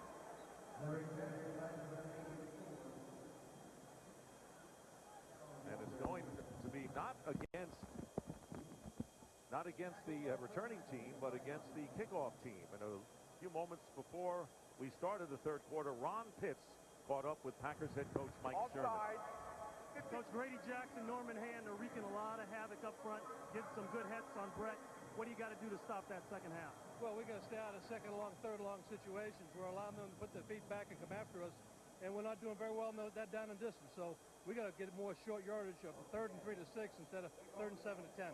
Anything special for Joe Horn? He's over 100 yards already received. Well, he's a great receiver. We just got to do a better job of coverage, and we're trying to get after the quarterback. We had some single coverage on him. We've doubled. We're going to do a couple different things this half. All right, Coach, thank you very much. Dick Stockton, back up to you. All right, Ron, and for Joe Horn, his 11th 100-yard receiving performance in 34 games with New Orleans, so he certainly has paid dividends. The offside penalty against the Saints, and they will kick off again, this time from the 25. Advantage goes to the return team when these guys got to run down the field and cover on back-to-back plays. So again, Carney, and moving up a bit, Walker and Davenport for the Packers. This is a better kick than the first one. And on the 10, Javon Walker. And he's stumbled forward to the 31. And right now, let's go back this time live, as well he should be, is Ron Pitts. Ron. Well, you've heard from both coaches. I talked to Darren Sharper, the safety for the Packers. He said, we're going to continue to try to bait Aaron Brooks into some bad throws. We did it right before the half. We're going to try to do it again. And it's all about disguises. I'm going to show blitz, drop back, vice versa. We think he'll throw us one. As far as the injury update for the Green Bay Packers, Mark Tauscher, left knee, possible MCL. That's not good. He is out for the game. On the other side of the ball for the Saints, Darren Howard, left shoulder sprain. He's getting x-rays right now. We'll keep you updated on that. Dick? All right, Ron, and Earl Johnson replacing Mark Tauscher at right tackle for the Packers. First down at the 30-yard line. On Green. And Green crossing to the 33-yard line. A short pickup. Green in the first half gained 66 yards rushing. That's 5.1 yards per carry. Pretty good performance. Sullied somewhat by the fumble, I would think. Yeah, he had the critical turnover that gave New Orleans an opportunity to score, but over 5 yards a carry. I did not expect them to be able to run the ball as effectively as they did in the first half against this New Orleans Saints defensive front. Second down and 7. Favre drills it, tipped away, incomplete. Javon Walker was the intended receiver and covered by Ken Irvin. Remember, Irvin starting in place of Fred Thomas, and Irvin has started in his career 77 games with the Buffalo Bills. So 3rd and 7 coming up.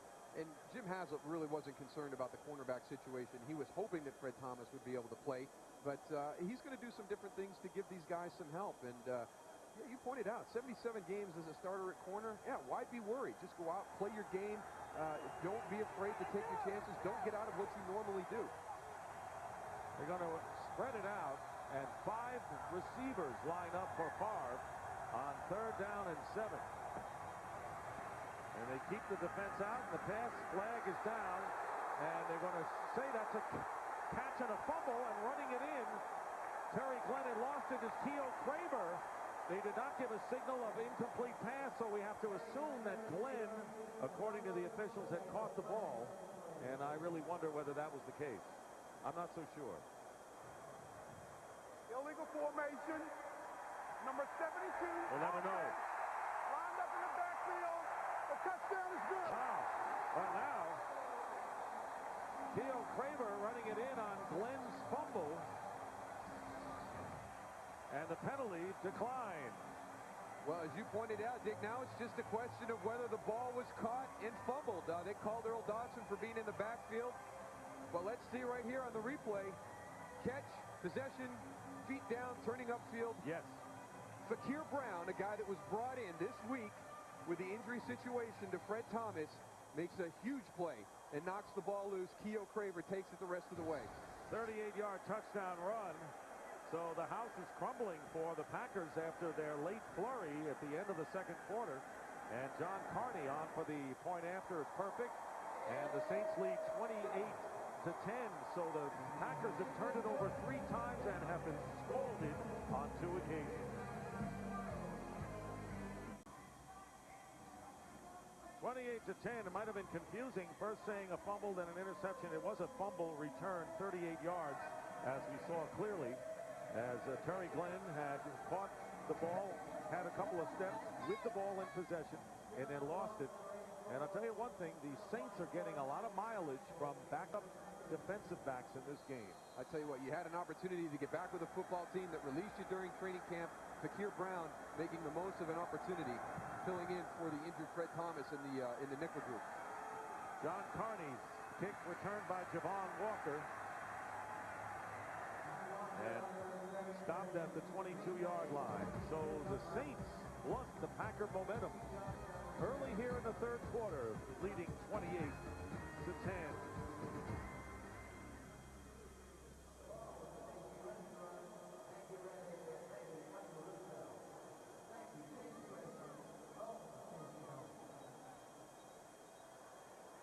All right. Always good to hear a little music. Go to commercial. No commercial. No one cares about that. Now we have some play going on as the Packers start from the 22-yard line. Trailing 28-10. They have a lot of catching up to do. Maybe the officials think we're still in commercial. And you know what? For those people who are dying to see these messages, you're going to get your opportunity now. Capacity crowd in full throat. First down for the Packers, trailing 28-10 from the 22, and the pass underneath to Ahman Green. And Green, very close to a Green Bay first down, is stopped by Darren Smith.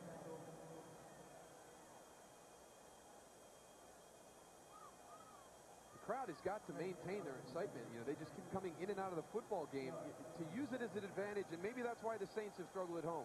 I mean, to be 6-10 in this building under Jim Haslett's era as head coach is really surprising to me. This was always a difficult place to play when I was in the league. They have not had a winning year at home since 1992. That's ridiculous. Even poor clubs managed to go 5-3 on occasion. Pressure on Favre, and on the screen pass, no one's home. And the flag is down. Charles Grant, Billy Whitehead, Martin Chase, and the second time today, Brett Favre called for intentional grounding. Well, you can see Brett Favre trying to plead his case with referee John Greer. He's trying to say that the running back was held up or knocked off, and that's why he wasn't there. John Greer wasn't buying any of that. Number 4, offense. It's also a loss of down. Second down. His running back that was going to be involved in the screen was hit and knocked back by one of the pass rushers and wasn't allowed to get out.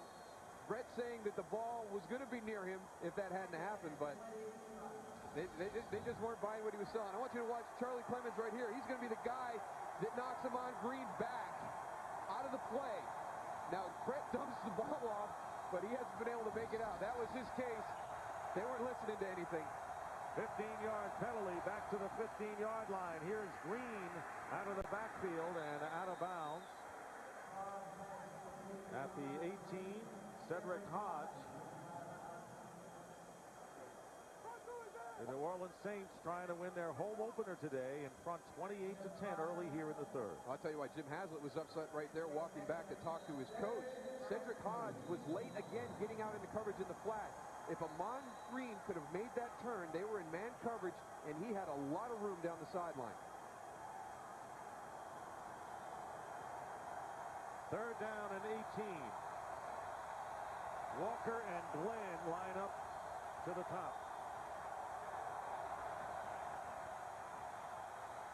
And Brett Favre with another flag down, and Favre running out of bounds. Will be short of the first down, pending the penalty by about 6 or 7 yards. And another penalty is for a 13-yard pickup. May be nullified by the flag. Against the Packers again.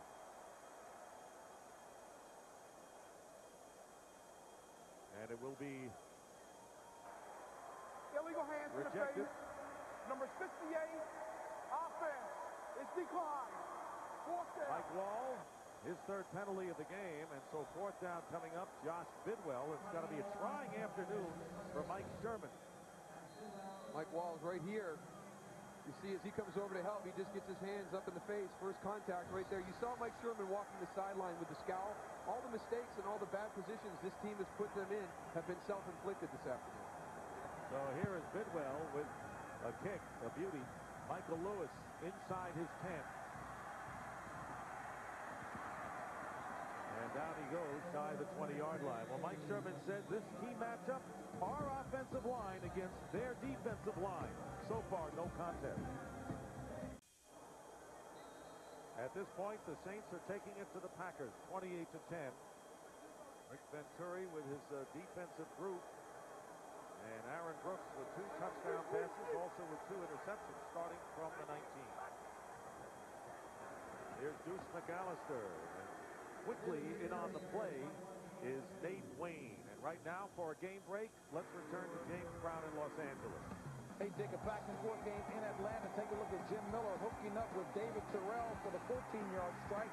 David Terrell has only 2 catches this season, both for touchdowns.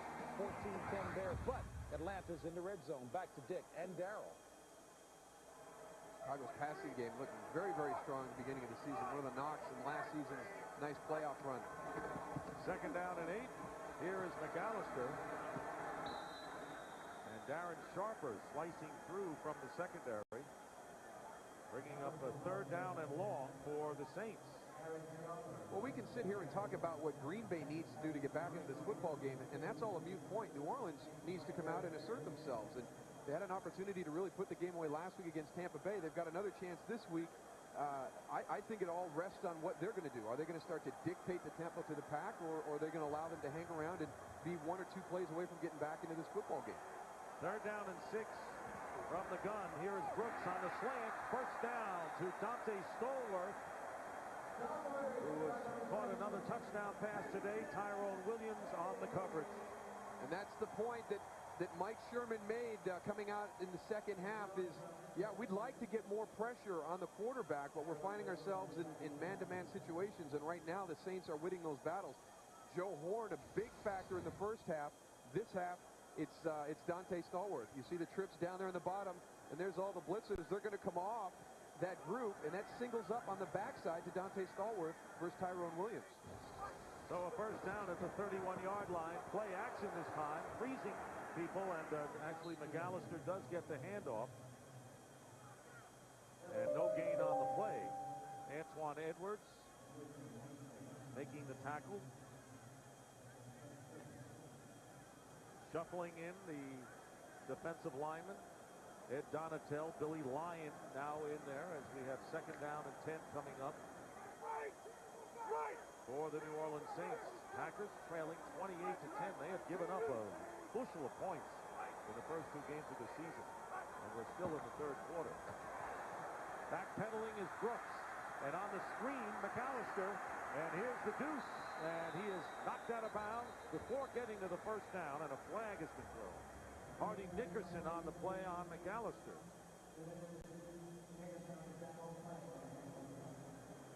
And we may have had an ineligible receiver downfield. That appears to be the signal from our referee today, Johnny Greer. Ineligible receiver downfield, number 64, offense. Still second down. Well, when you get into a screen pass, and here's going to be Kendall Jacobs right there, he's going to be the player who gets called for going downfield. You can see him getting down. You've got to wait for the go call from the running back. And what happened is Deuce McAllister had to respect his blitz protection. He had to slow Hardy Nickerson down, and then Aaron Brooks had to buy some time to get back to him. You watch right here. He can't let Hardy run free. He's got to step in there. It's Nate Wayne, actually. He's got to step in there and do his protection first. So Kendall has got to realize that play is going to slow down and wait for his go call. And on stride, the pass rifle to David Sloan in his first reception of the game. The former Detroit Lions tight end picking up 20. And this is a player who, if he can stay healthy for the Saints this year, will do some good things being able to stretch the field vertically. he and Boo Williams together in two tight end packages with the ability to get down the field and create some vertical stretch is going to be a tough combination to defend. And a first down with that 20-yard pass completion to Sloan on the 46-yard line of the Saints. They are controlling this game, and the fake handoff. And here is Brooks. And Brooks, again, smartly does not force it. He has thrown 2 interceptions today, so he doesn't have a perfect record in that one, but largely he has been impressive for the second week in a row. He really has, and he is a streaky quarterback, and you know, every time we want to say that, hey, he made a good decision there, he'll come back and make a kind of a silly mistake a few plays later. So he's just got to get a lot more consistent in what he's doing, continue to make the good decisions, and not give the Green Bay Packers or their opponents an opportunity to get back into the football game. Pick up 4 on that run. 2nd and 6 in midfield. McAllister off left tackle with a burst. Here's McAllister. Deuce McAllister. Touchdown. 50-yard run and a score for McAllister.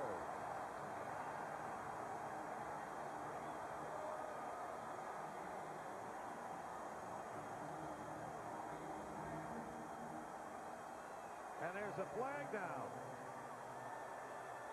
Holding, 88. Bring it back. Offense. Go second down. David Sloan and Moose. I'm looking around the field. I still don't see a flag. No, I didn't see one either. David Sloan, he's your tight end right here. Let's take a look at it and see what happens. He stretches outside.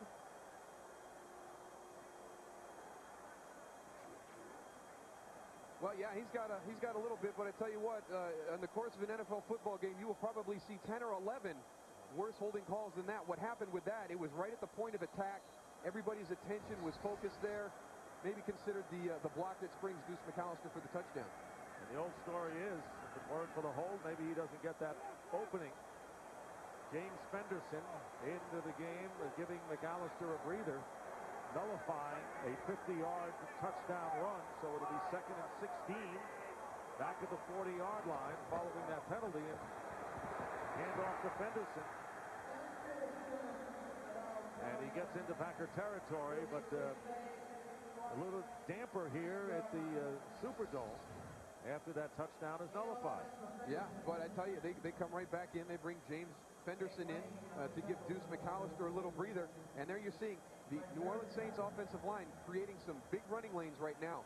They're starting to take over this football game, and this is an area of concern for the Packers. They did not get off blocks well last week. And look how successful the Saints have been. 5 for 7 on the 3rd down conversions. McAllister checking back in there following Fenderson's 12-yard pickup. So it'll be 3rd down and 5, and the pass is to Dante Stallworth. First down. And right now, the Packers can't stop the Saints, and they can't get anything going against their pressure. That's a double whammy. And when you've got a quarterback who has the patience to drop the ball down in his progression and allow the receiver to run for the first down, it's a tough battle. And you see right here, what he's doing well is he's getting the ball to the receivers on the move. He's allowing Dante Stallworth to run after the catch. They don't have to stop and make an acrobatic catch or go down to the turf and dig it out. He's allowing them to run after the catch by hitting them in stride.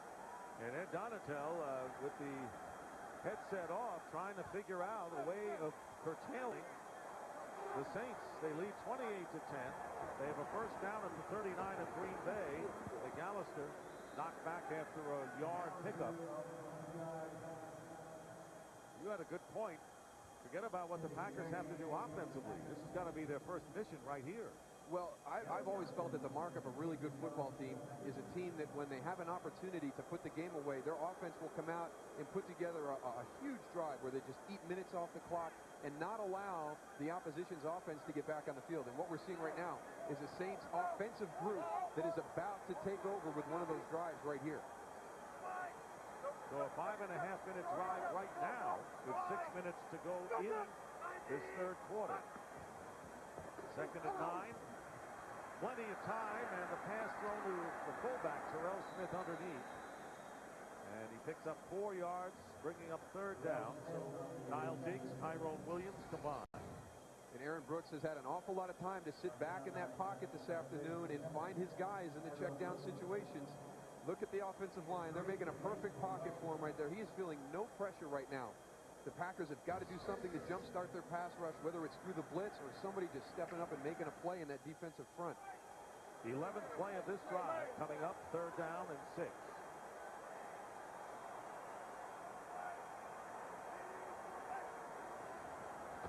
Here comes the pressure on Brooks. Pass is caught, however, by Joe Horn. What a day for Joe Horn. We've already chronicled a lot of it. That was a 14-yard pickup, and another first down for New Orleans. You want to see a strong-arm quarterback? Watch this throw by Aaron Brooks. Opposite hash, on a timed outcut, in stride to Joe Horn. That's a heck of a throw by Aaron Brooks right there. Mike McKenzie, not much you can do when you execute a play that well. So first down for the Saints. This drive started on the New Orleans 19.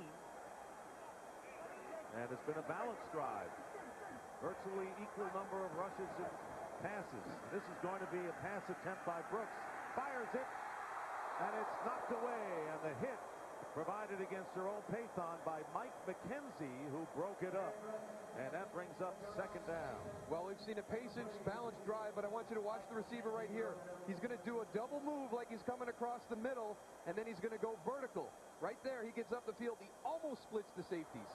So the balance that they had shown during the course of this drive, Jerome Pathon's got to make that catch. He's got to make that catch. That's a big-time chance to make a big-time play. He's got to hold on to that football. 2nd down and 10 on the 21-yard line. Here's McAllister, and McAllister picking up 2. And that all works to the Saints' advantage because they are mixing their plays well, the run and the pass, using up a lot of time on this long drive. And that's what happens when you have a drive like this. The guy that scares you the most spends his time on the sideline holding the towel in his hand, wondering when he's going to get his next shot. So they're more than 7.5 minutes now in this drive. It'll be 3rd down and 9.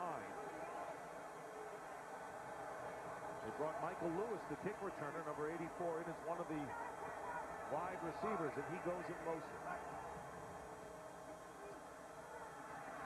The screen to the fullback fizzles, and that's thanks to Niall Diggs. And that'll bring a 4th down and a field goal try coming up. I didn't like the timing of that play. The fake reverse to Michael Lewis just didn't materialize quick enough to give him an opportunity to get that screen pass thrown, and it ended up being thrown right in the middle of a bunch of Green Bay defenders. So Carney attempting his first field goal of the game. This from 39 yards.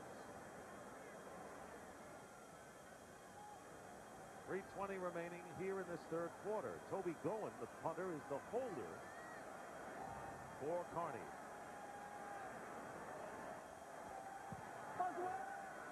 And Carney's kick is no good. Hooked it. So the Saints, good news is they use up a lot of time. The bad news is they don't answer their lead. Packers get it back, trailing by that much. Green Bay Packers trying to get back in this game. 1st and 10 on their own 29-yard line with 3:02 to go in the 3rd. And they hand off to Ahman Green. And Green gets good yardage, gets about 5 on 1st down. Brady Jackson making the tackle. So Favre trying to bring the pack back here late in this 3rd. Well, you're getting to the point where you might have to alter your game plan, and you're in a 3-possession situation right now, down 18 points. So it'll be interesting to see how long they can stay with what they wanted to do originally before they've got to get into kind of a hurry-up or a 2-minute mode. First 2 drives were pretty good, and then fizzle on the last 7. 2nd down and 5. Screens it out to Green. Green will get the 1st down and sideline his way into Saint territory, picking up 18. If you're going to the sideline to tackle Ahman Green, realize that he's not going to run out of bounds. Jim Haslett said he's one of the most violent sideline runners he's seen. And watch him here at the end of the run. He gets everybody beat. He's going inside. And Kenny Irvin needs to learn that I don't run out of bounds. I turn back into the field. On the 48-yard 11-yard line of New Orleans. Here is Favre stepping up, and he completes to the fullback, William Henderson, and a first down. So they go to the fullback. We're seeing too many fullbacks in the pass routes, I have to say, Moose. Only kidding. Well, unfortunately, the Saints pass to the fullback didn't pan out so well on that last drive. But I tell you what, right now, one of the most complete guys playing the position in the NFL right now is William Henderson. He does a nice job of just moving up onto the linebacker, and he gives him enough separation to get out on the flat. And then he runs through a tackle. Charlie Clemens has got to wrap him up on the sideline, but he is a perfect fit for this West Coast style of offense for the Packers. He got 11 yards on that play from the 36 now of the Saints, and the Sammy Knight showing blitz. Flag is down, and the quick pass caught by Donald Driver close to first down yardage. And we're going to have a penalty against the Saints. We saw Knight and then Grady Jackson trying to get in there on Favre.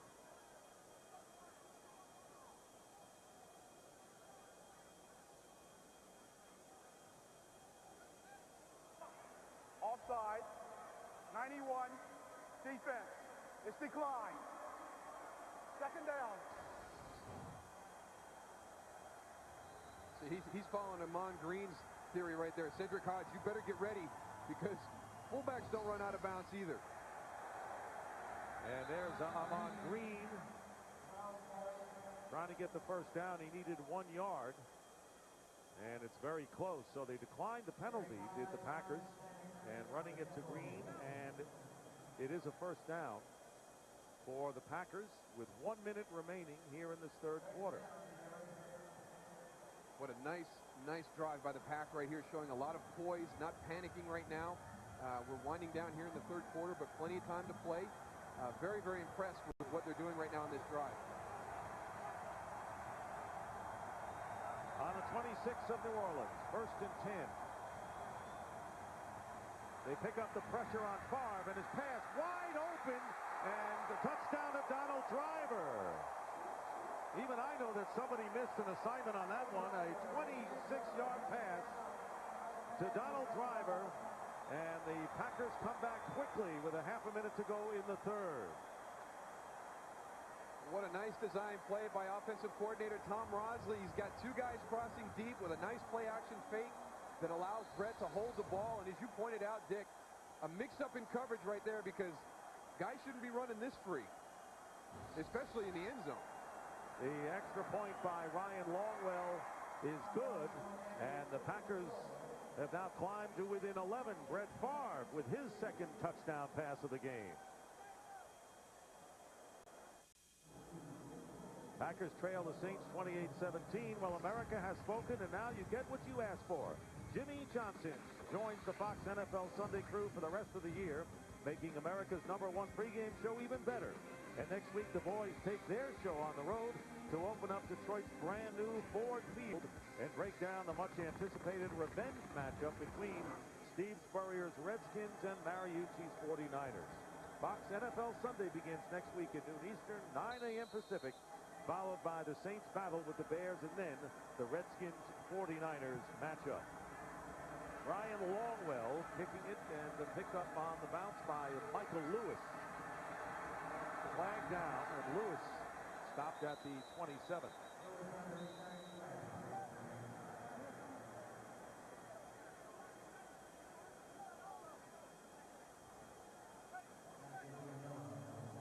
Holding is the call against the Saints. With 25 seconds left. Holding, number 40 of the receiving team during the return. That's Mel Mitchell. Take a look at that touchdown, Bruce. Yeah, well, what I think happens right here is the safety here, he's going to play it as man. He's going to chase Terry Glenn across the field. It looks like everybody else is playing zone, and Donald Driver just goes right into the zone area that was vacated as he chased Terry Glenn across the field. So I agree, Dick. I think that was a mix-up in coverage right there. Very savvy by your part. Yeah, well, I mean, it's scoring drive. That was easy to see. Brett Favre with 2 touchdown passes. Remember, he tied Johnny Unitas with his 290th earlier to Terry Glenn in the second quarter. From the 12-yard line, letting the play clock run down, and Deuce McAllister And the Packers do a poor job of tackling off of that handoff. And McAllister picking up about 6. Well, it's been a play that has been successful all afternoon, and the action looks like a toss, like it's going to be a play out wide, but it's designed to cut back inside. And, yeah, they have run that effectively all afternoon today. So a good gain on the first down for McAllister, and that is the end of the third quarter with the score of the Saints 28 and the Packers 17. Fox NFL Sunday from New Orleans will continue after a word from your local Fox station.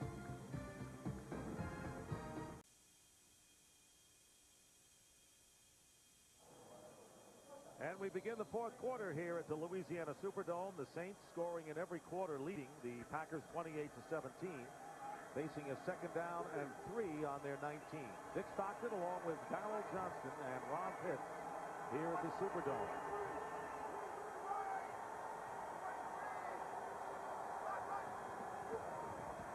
And a quick pass incomplete to Joe Horn, and let's send it down to Ron Pitts.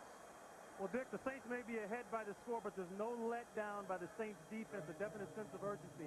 Just a few minutes ago, Rick Venturi, the Saints defensive coordinator, got everybody together and he said, listen, don't look at the clock, don't look at the score. We got to take this one from them. They're not going to give it to us. Keep the pressure on. Just an idea of what's going on down here on the sideline. Good, Ron. That's a good report, and that's a smart move by Venturi. Oh, absolutely. I would be very angry at my defensive unit after that last drive. You've got Brett Favre on the opposite sideline. You don't want him with 15 minutes to pull this game out.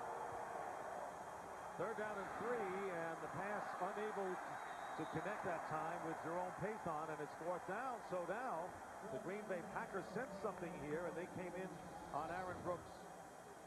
Watch the block on Kabir Baja-Biamila. These guys are too athletic. You can't go down too low on a defensive lineman anymore in the NFL. If your job is to seal the end of the line, you better put your shoulder through his thigh pad and get him on the ground. Toby Goen kicking it away, and Darian Gordon fields the punt at the 36-yard line and is knocked back. So that was James Fenderson. Packers ball, looking to rally some more. So after a rapid possession by the Saints, the Packers beginning from their 35-yard line very early in this fourth quarter. First down, Favre with a fake, and a tough catch is made by Terry Glenn, and that may be another first down. I have to say this, even though the Saints have been leading throughout the game, I think Jim Haslett has got to always be wary of what Green Bay could do. Late second and right now. Absolutely. There's got to be a lot of concern with the Saints because last weekend an opportunity to take the game from Tampa Bay. They let them hang around. They end up going to overtime. And right now you've got one of the best in the business out on the field right now that has comebacks in his history. And right now there has to be a sense of urgency for this Saints defense. And Brett Favre has never lost a game in this dome. First and 10 at the 45-yard line of Green Bay. Packers trailing by 11. Hand off to Ahman Green. Flag is down. Another one comes sailing in. And Green is tackled at midfield, and they're going to call holding against the Packers. So there's a momentum blunder, if there ever was one. Or blunder, or whatever. Holding, 62, offense. Still first down. Well, it's really just been business as usual for the Packers this afternoon. They continually have shot themselves in the foot. Every time they've started to mount a drive or to get close in the game, they have a big miscue that was in their control that sets them back.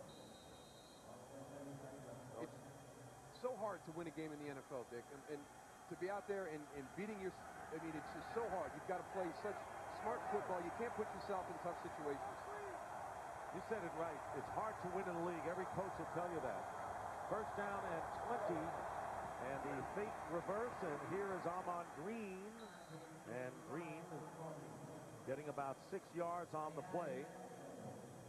They're still well short. They need about 15 or 14. Sammy Knight on the tackle, but remember you talked about patience on the Saints' part early on. Same thing goes for the Packers, I would think, right here. Well, absolutely. I mean, we have seen no panic from the Green Bay Packers on the offensive side of the ball. They're continuing to run. They're continuing to stay with their game plan. They've got plenty of time with a 2-possession deficit right now. Green has gained 81 yards on 17 carries. Second down, 14. And Brett Favre airing it out, and the pass is knocked away. Javon Walker was the receiver. Sammy Knight covering on the far side. Right there, the Green Bay Packers trying to take a shot on a move-go route to Javon Walker. Sammy Knight does a great job coming all the way across from his free safety position to get in there to knock that ball out. 3rd down and 14. And Bubba Franks on the sideline. David Martin is in. The Packers have missed their last 6 3rd down conversions. And they need a bunch right here. And here comes the pressure. Darren Smith coming on in, and the pass is caught at midfield by Terry Glenn. He's not going to get the first down, however. So Darren Smith forcing Favre to get rid of it. There's Darren Smith. He's coming all the way to the outside. Amon Green blocks up on Charlie Clemens. That's the design blitz to get 2 guys into an area. They are reading the running backs, and when the running backs lock up in protection, the other one that has him in man coverage will come on the green dog. And they're going to go for it on 4th down and 2. Well, here's your pivotal play of the football game. 4 wide receivers and bobbling the snap, and the Saints get it. Charlie Clemens and Mike Sherman's disgust is evident. And Brett Favre is incensed.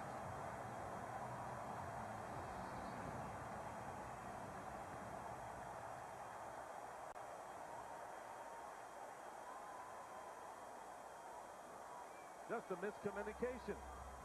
And Clemens recovers, and the Saints get it back in Packer territory. We'll be back. Saints on the turnover with a first down on the 48-yard line of the Packers. That's the 4th turnover for Green Bay today. And Aaron Brooks, with a lot of time, throws it into the bench. Well, Brett Favre was very upset with the call, but I want you to watch Marco Rivera right there. See him rocking back and forth? He's got illegal procedure right there. So, you know, I don't know if Brett thought that the linebackers got into the neutral zone, but Marco Rivera could have been called. One of the things that Brett told us, he's got Frank Winters back as his center. Intentional grounding. Number 2, offense. That's a loss of down. 2nd down.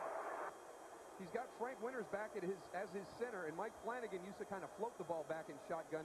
Frank Winters' snap comes back a lot quicker. I think he got surprised a little bit on the snap. And that's what happened, because even if Charlie Clemens was in the neutral zone, it's a free play. Brett is one of the best at taking advantage of a free play when the defense has jumped off sides. So the intentional grounding against Aaron Brooks, 2nd down and 19. And trying to get some of the yards back, Dante Stallworth, the rookie wide receiver from Tennessee, getting back to midfield where Tyrone Williams makes the stop. Well, on the previous play, you know, we've given the quarterbacks in the NFL the ability now to dump the ball in the pocket as long as it's in the vicinity of a player.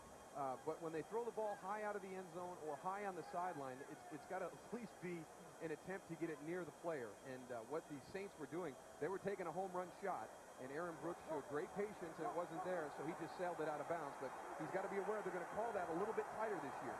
3rd and 12 with Kabir Baja-Villamilla checking in, and here comes the blitz against Aaron Brooks, and he'll pay. Down he goes, and it's Baja-Villamilla, Niall Diggs all in on the play, and the first sack for Green Bay today. And that's the big statement right there. The first time that they have gotten pressure, and effective right there. Aaron Brooks steps up in the pocket. So, yeah, I don't, you know, they've tried it during the course of the afternoon, but they just haven't been able to get there right now. Darian Gordon back to receive the punt from Toby Goen. So the Packers get another opportunity and really got out of harm's way in a big way when Favre had bobbled at the pass on 4th down and 2. Goen. He's going to go into Darren Gordon, and out of bounds it goes, and The Packers will get it back. They now call Diggs with the full sack. Sorry, Bodger. The only thing I can say is, aw, shucks. 28-17. And the Packers on the 22-yard line, still trailing by 11. Boy, they have been like a toreador today, getting away from the bull. Here is Armand Green out of the backfield and hit immediately by Cedric Hodge. And limping back to the huddle is Green, and he wants out. And they'll bring in Rondell Mealy. And this is Armand Green coming out of last week's game, several IVs after the football game on a very, very unusually warm day at Lambeau Field. So he hasn't been 100% coming into the game, and now going off with what seems to be possibly an ankle injury. Second down and 9 from the 23, so Green on the bench. And there's the screen pass to Rondell Mealy, and the Saints are covering side to side as well. Cedric Hodge with his second tackle, and it'll be third down and 9. And now Mealy goes out of the game, and they're going to bring in Najee Davenport, the rookie from Miami. So Mealy and Green go out in successive plays, and Davenport can be used as a fullback or a tailback. But this is a problem now. Yeah, and that is why Tony Fisher was activated today. They knew coming in that they were going to be a little bit thin at the running back position. Boy, what a good move by Mike Sherman right now, because two of his guys are down. Third and 11 from the Green Bay 22.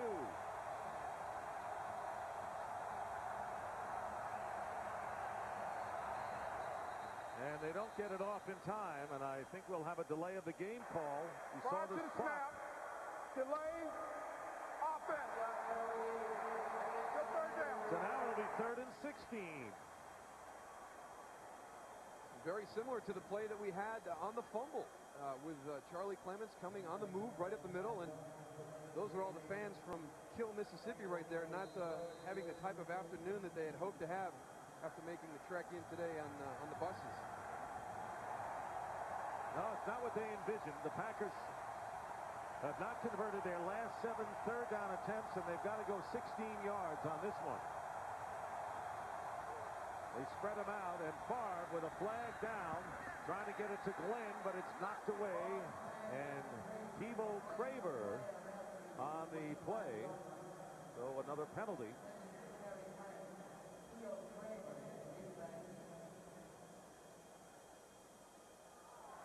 And this one will go against the Saints.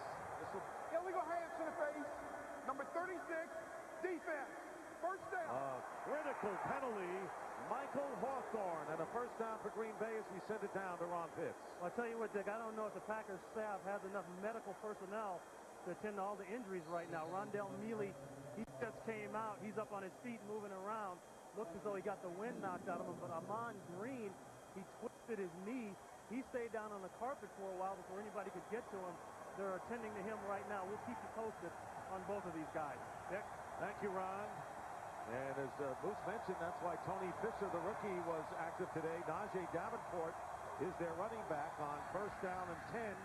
And here is David Martin, the tight end, and he is sandwiched after a gain of about 5 by Michael Hawthorne and Darren Smith.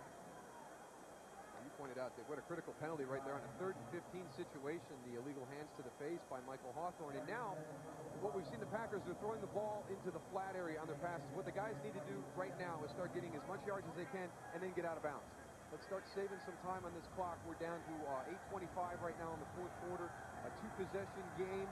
They need to conserve as much time as they can. So if you get near the sideline, get your yards and then get out of bounds. Second and 5. William Henderson is the lone back, and stepping up is Favre, and Favre had a chance, but Norman Hand had an ankle, and Favre is stopped, and that will bring up third down, and about 4 or 5 now with 8 minutes remaining here in the 4th quarter. Very impressed with the play of Norman Hand and Grady Jackson inside. You know, the 2 big tackles that I think a lot of people just consider run stoppers, but they have been effective in rushing the passer and falling back into lanes and clogging up the middle of the field as the quarterback tries to scramble. Packers are 2 scores away, trailing by 10, 3rd down and 3, and Glenn, extra effort, first down at the 35-yard line. Favre on the tackle, so Terry Glenn, who caught a 14-yard touchdown pass just before intermission, which gave the Packers some momentum. They were trailing by 11 at that time, and it's gone back and forth, and right now the deficit is still 11 points. Glenn with 6 catches today. That's good for 7 yards. Rondell Neely, as Ron Pitts mentioned, had the wind knocked out of him. He's back in. And there's Favre, and the Favre completes to Javon Walker. Talk about another laser thrown by Brett Favre, the rookie Javon Walker, with a 26-yard pickup into Saints territory. If you're a wide receiver for the Green Bay Packers, you always have to expect the ball can be thrown to you. There is not a whole lot of room to fit this ball in, and maybe not the wisest decision, but that's Brett Favre. He gives his wide receiver an opportunity to make the play, and this guy is going to be something special in the NFL. I really, really feel that. Javon Walker, Mike Sherman says he is wise beyond his years, knowing the scheme and running routes, and he is very, very gifted athletically. Ken Irvin was playing the man and not the ball on that play. First down, and here's Favre, and off the fingertips of Robert Ferguson, bringing up 2nd down and 10 with 6:02 on the clock. Favre is slow getting up from the turf here. By the way, the reception by Walker was his first of the day, and Keon Craver, who was taken on the 4th round out of Nebraska, and a very promising defensive back, is injured.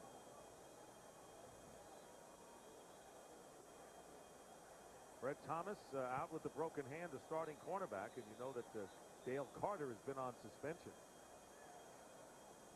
Saints have done a pretty good job today when you consider the likes of McCraver, Fakir Brown, and Ken Irvin have done a good job filling in.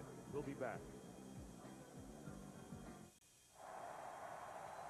That's Keo Craver, and they're working on his right knee. 2nd down and 10 on the 37-yard line. Packers trailing by 11. 6:02 to go, and the slant to Glenn. First down to the 25-yard line. So the Packers remain in business thanks to that 12-yard pass play. Still a lot of poise by this Green Bay Packer offense, not getting hurried, staying with their plan. The interesting thing is if we get down here and they get a touchdown, I would assume going for the 2 points to make it a 3-point lead. So a lot of room here for the Green Bay Packers. Just take your time and make good play calls. Impressive second half for Brett Favre, and he goes to Glenn again.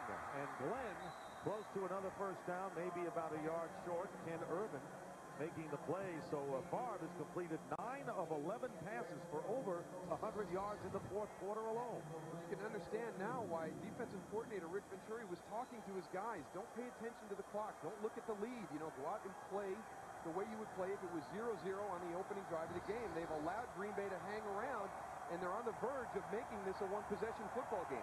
They need 2 yards for the first down. And Favre has been a master of bringing teams back, trying to get out of trouble, and he fires, and a smart play going over the head of the receiver that time. Bubba Franks.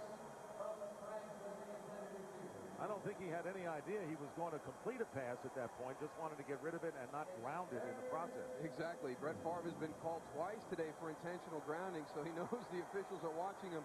There's not many guys that can buy time like that and have the arm strength, backpedaling off your back foot, and get that ball into a place on the field where it's not going to be grounding, but nobody can make an interception. 3rd down and 2, and now the crowd becomes alive again. As Moose said, they've been in and out all day. And the pass knocked down, and that was Charlie Clemens who made the play on the throw intended for Bubba Franks, bringing up 4th down and 2. Bubba Franks, their go-to guy down on the goal line. Just a quick little play-action pass. He didn't even have his head turned around yet. I don't know if Bubba Franks was expecting the ball. Look at that. That ball was put in a pretty good area. is still running his route right now. Unless it was coming from the sideline. He wasn't expecting that pass. So Ryan Longwell, who connected on a 27-yarder, this will be a 36-yard field goal attempt. Packers need 10 to tie, no matter how they get them. They're going for the 3 first, or 11 that is, and they make it. And it is now 28-20, so they need a touchdown and a 2-point conversion to tie the game. But they could not escape without getting some points on this possession. Well, absolutely not. It was a 2-possession game at that point, so you have to take the field goal. Give yourself an opportunity to come back on the next drive and get a touchdown and 2 points to tie the game. And there we see Favre going off the field on a cart. That is not a good sign for him, so we'll keep our fingers crossed for Keogh. October will be filled with spellbound days, mystical nights, sport's biggest month. Comes to Fox. Baseball Division Series kicks off with up to 125 hours of October's magical matchups, thrilling NFL showdowns, and exciting baseball playoff action. No other network will broadcast more sports in a single month this year. The magical matchups begin October 1st, only on Fox. Lucy mentioned Favre, big touchdown in the third quarter for the Saints, returning a fumble, 38 yards for the score. And the only score that the Saints have managed in the second half. Longwell kicking off with 4.5 minutes remaining in the fourth. Michael Lewis. This is where special teams has to come up big for the Packers. And Lewis gets it out to the 27-yard line.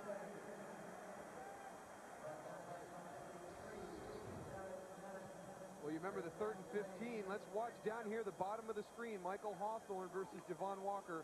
There's the hands to the face right there. That allowed that drive to stay alive, which the Packers eventually turned into 3 points. The big miscue on that, they'd gotten him into a 3rd and 15, forced the incomplete, but they were given the first down by way of penalty. So a crucial sequence right here for the Saints. Trying to use up time, leading by 8 points, 28-20. 3 tight ends for the New Orleans Saints as they start from the 27. The kicking tee is still there, as you see. Play clock down to 2, and the handoff to Deuce McAllister. And McAllister with a solid run, picking up 7 yards on first down. Someone ought to get that tee before someone gets hurt.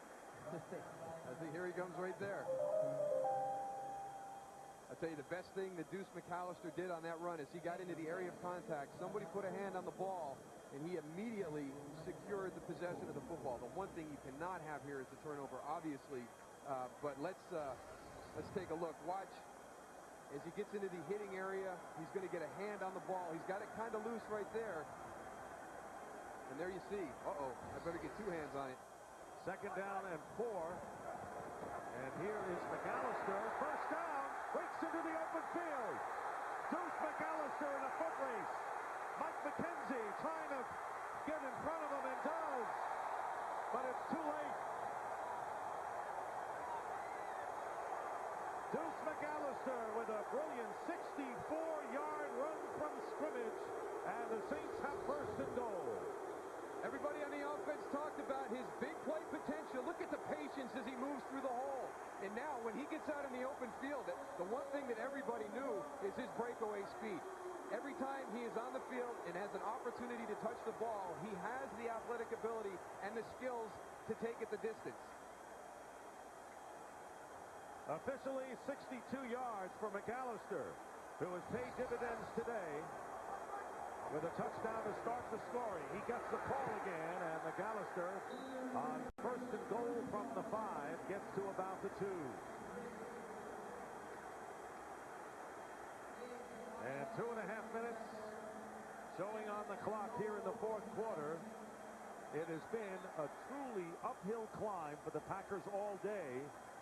But if the Saints can get into the end zone, it will be a climb that they're not going to reach.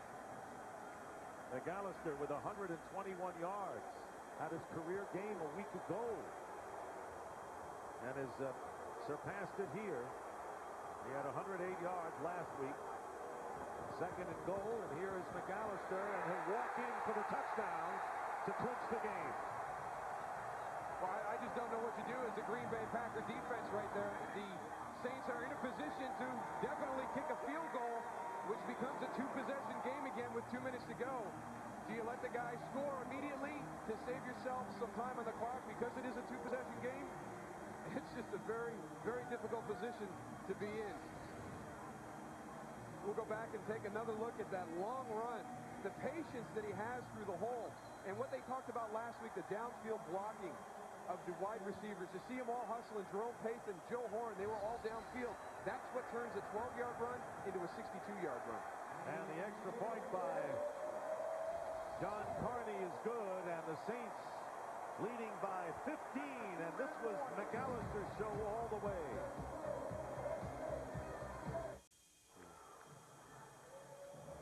Two minutes remain in the fourth quarter, and the Saints are up by 15. I tell you, there's a guy that's just worked all afternoon. You see the determination in the eyes. But not a whole lot of effort needed right there. I think the Pack was mailing that one in to save as much time as possible because they do need 2 scores to get a tie in this football game. Shades of Mike Holmgren against the Denver Broncos in the Super Bowl. And there it is, McAllister with his second touchdown. And why use up more time? Here is Javon Walker returning the kickoff for the Packers. And that was James Allen. I tell you, we have called his name quite a bit today on special teams, whether it's punt coverage or kickoff coverage. James Allen, the gentleman who made the interception last week to seal the game, and a big concern right there. Amon Green still on the sideline with that twisted knee from the last series. And an injured New Orleans player. Inside of 2 minutes. And so That's a short timeout, New Orleans. the Saints will be charged a timeout. Looked like Fred McAfee who was down. Well, the Fox NFL Sunday doubleheader next week begins with America's #1 pregame show. Then the Saints try to get past the Bears, followed by the Redskins and the 49ers or other regional action. Coverage begins at noon Eastern, 9 a.m. Pacific on Fox. Looking forward to that Redskins-49ers rematch from their game in Osaka. Yeah, you wouldn't expect a little bit of bad blood to be there from the preseason, but some words exchanged after that preseason game. You don't want to lose this guy. No. He was the guy that forced Tom Tupa to pull the ball down last week in that overtime victory for the Saints. And yeah, he's got to be on the field. He's one of those guys that plays a role here, but not only plays the role, but just excels at it. And the Saints have had some critical injuries here down the stretch. Keo Craver, they're already thin in the secondary. Now Fred McAfee limping off the field. So Jim Haslett just hoping to get out of here with as many players as he can. Well, the Packers have all 3 of their timeouts remaining. They need 2 touchdowns and a 2-point conversion. And Brett Favre, no secret to what he'll do. And the pass bobbled by Mealy and picked up by a lineman. And that will be a completed pass. Mike Wall will get credit for that reception. Fred McAfee's your guy on the right there. He's coming down in coverage, and there he goes for the reach. Right here, he's reaching for that hamstring. So hopefully that's something that he can get taken care of with the training room if you're ready to go next week.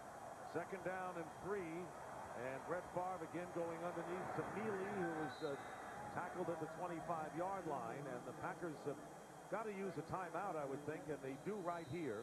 Darren Smith was all over it. So the first timeout used by Green Bay. Green Bay, #1. This is a 30-second timeout. 2 timeouts left, and the Packers need touchdowns. They need 2 of them. They're on the 25-yard line. But again, I think Jim Haslett, he'll be disappointed with his team in the respect that they've allowed Green Bay to stay in this football game. They have continually made mistakes and continually given the Saints opportunities to have put this game away. I will give them tremendous amount of credit on that last drive. A great effort by Deuce McAllister to go down and get the touchdown. But before that, this game was in the balance with Green Bay narrowing it to 8 points when really New Orleans should have had a comfortable lead. And that is a common theme from the first 2 weeks. They have let their opponent stay in the football game late into the fourth quarter. First and 10 at the 26. 2 timeouts remaining for the Packers. And they keep it on the ground to Neely. And not much there. And now the second timeout will be called by the Packers with 1:02 showing on the clock. Timeout, Green Bay. So the New Orleans Saints, thanks to 2 touchdown passes by Aaron Brooks, 2 running scores by Deuce McAllister, a defensive touchdown, and alert play all the way around. But Daryl had to go around to the very beginning. As we tell you again, Jimmy Johnston joins the Fox NFL Sunday crew for the rest of the season. And the crew is going to be at Ford Field next week when the Packers play the Detroit Lions. But at the outset, you mentioned one word, and that's the word that Brett Favre told us: protection. Yeah. Wasn't there. No, they had 21 hits on Brad Johnston last week. They've continually been in the backfield, harassing him, forcing him to throw the ball off balance. So I think a critical area, the Saints were able to rise to the occasion in that situation. On 4th and 2, here's Terry Glenn, and he is upended. And the Saints will take over on downs with under a minute to go. So the New Orleans Saints, with an inspired effort on both sides of the football. Charlie Clemens leading the way. And headed for their second victory in as many games. Well, I have to admit, I was one of the people who really thought that New Orleans was going to be in a transitional year. With all the players that they lost in the offseason, with the turmoil that existed on the team late last year and the way they finished, I did not think that they would be able to get out to the type of start they have this year. And when you talk to the guys this week, they didn't even realize how good they thought they could be until they got into preseason, and then they saw how much the rookie class was going to be able to contribute. So apparently this club is better off when they're the underdogs, as they were 2 years ago, and they won the NFC West title. And then last year, when people started feeling good about themselves and others about them, they fizzled, but they win this game. And for the Green Bay Packers, how about giving up 34 and then 35 points in the first 2 games of this season? Coming into the season this year, I think one of the strengths of this Green Bay Packer team had to be their defense. The first 2 weeks, there has to be some concern with the Pack about the defensive play right now. As you pointed out, Dick, that is a lot of points in 2 football games. I don't think anybody expected them to be in the position they're in right now. So the scene of Brett Favre's greatest triumph, the Super Bowl victory, winds up in his first defeat at the Superdome. Dick Stockton, Daryl Johnston, Ron Pitts, along from New Orleans. Right now, we'll take you to bonus coverage of the Bears and the Falcons game. So right now, let's join Pat Summerall and Brian Baldinger for the conclusion